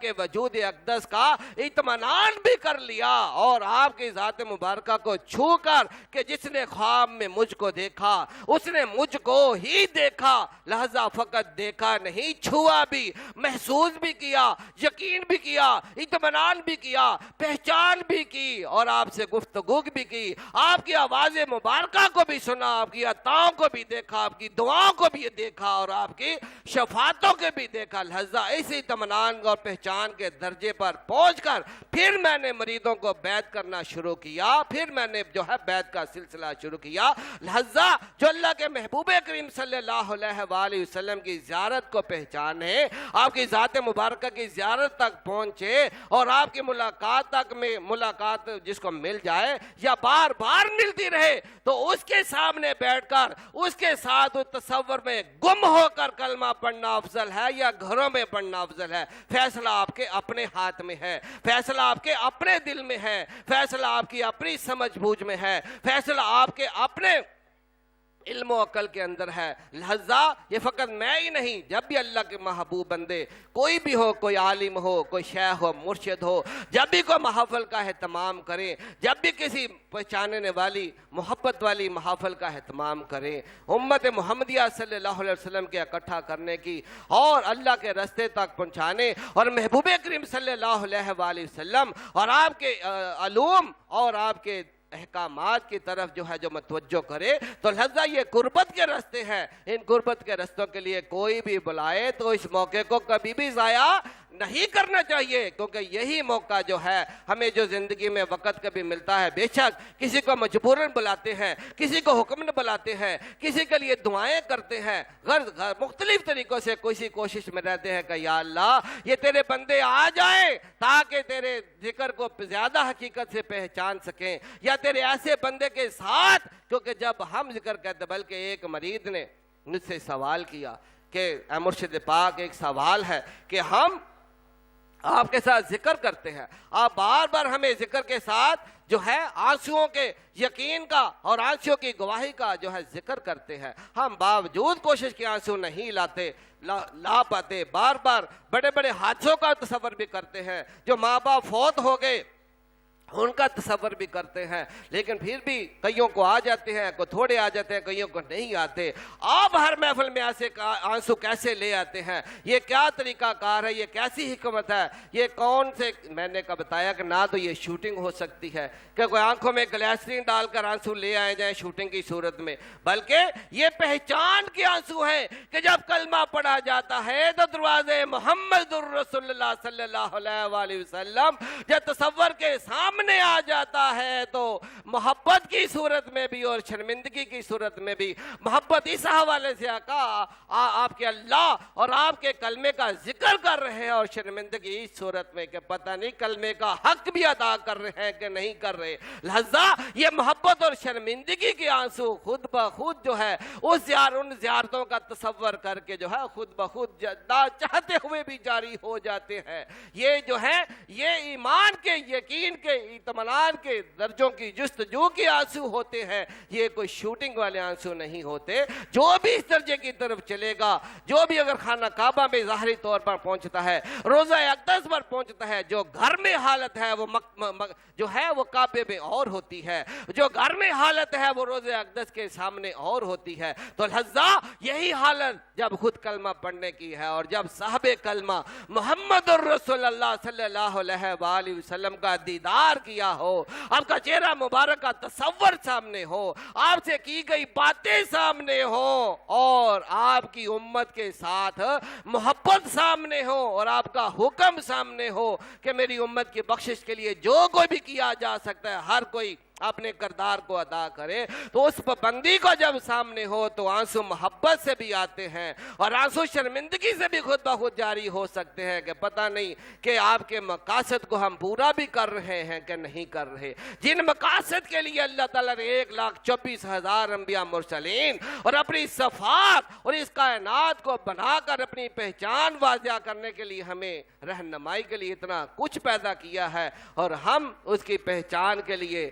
جو ہے اس نے اتنا وقت دیا, اس نے اتنا اہتمام کیا, اور ہم ہے کہ بعد کل مہینے میں ایک بار آنے کو بھی بوجھ سمجھتے ہیں. ہم اس پہچان کے موقع کو, ہم یقین کے موقع کو, اطمینان کے موقع کو, رضا کے موقع کو, اعلیٰ درجے کے موقع کو بھی اپنے لیے بوجھ سمجھتے ہیں. لیکن یہ بوجھ میں سمجھتا ہوں نفس کے اعتبار سے بوجھ ہے. شیطان کے وسوسوں جب کوئی پہچان نہیں پاتے تو یہ سب کچھ بوجھ لگتا ہے. یہ سننا سنانا آنا جانا, بلکہ اگر کوئی ویڈیو ریکارڈنگ میں بھی دیکھے, آڈیو ریکارڈنگ میں دیکھے تو بعض کا اللہ کے بندوں کی سپیچز جو ہے وہ بھی ان کو بوجھ لگ دیا, وقت کا ضائع کرنا لگتا ہے. لیکن نہ جانے کسی ایک جملے کے اندر ایسی پہچان مل جائے کہ ایسا اعلیٰ درجے پر پہنچ جاؤ کہ پچھلی زندگی کی عبادت ایک طرف اور وہ ایک جملہ, وہ ایک لمحہ, وہ ایک محفل ایک طرف. تو لہذا یہ الہ الا اللہ محمد رسول اللہ, لا الہ الا اللہ محمد رسول اللہ, لا الہ الا اللہ محمد رسول اللہ. آمین صلی اللہ علیہ وآلہ وبارک وسلم. تو لہذا یہ بات یاد رہے کہ یہ اطمینان و یقین, پہچان, ریکان کی گفتگویں اور محافل ہیں. ان کے لیے آنا جانا یہ مہینے میں ایک دن بھی اگر آپ نکال لیں گے تو میں سمجھتا ہوں کہ یقیناً اس دنیا میں آنے کا بھی کچھ نہ کچھ مقصد پورا ہو جائے گا اور اس دنیا سے جانے کا بھی کچھ نہ کچھ مقصد پورا ہو جائے گا. خالی ہاتھ نہیں جائیں گے, کچھ جھولی میں لے کر ہی جائیں گے. آنے والے اپنی دنیا کو بھی حاصل کریں گے, اپنے ظاہر و باطن کو بھی حاصل کریں گے اور اپنی آخرت کو بھی حاصل کریں گے. اللہ تعالی ہمیں ان تمام مراحل پر ہر خیر کے ساتھ اپنے پہچان کے درجوں میں اور اپنے محبوب کریم صلی اللہ علیہ وسلم کی پہچان اور زیارات کے درجوں میں آگے بڑھنے کی توفیق عطا فرمائے. اور جانے انجانے میں اگر کوئی رہنمائی میں الفاظ کے ادائیگی میں اگر کوئی کمی ہوئی ہے, کمی بیشی ہوئی ہے تو اللہ تعالیٰ اس کے حوالے سے معافی اور پناہ کی بخشش عطا فرمائے. وما علینا الا البلاغ المبین.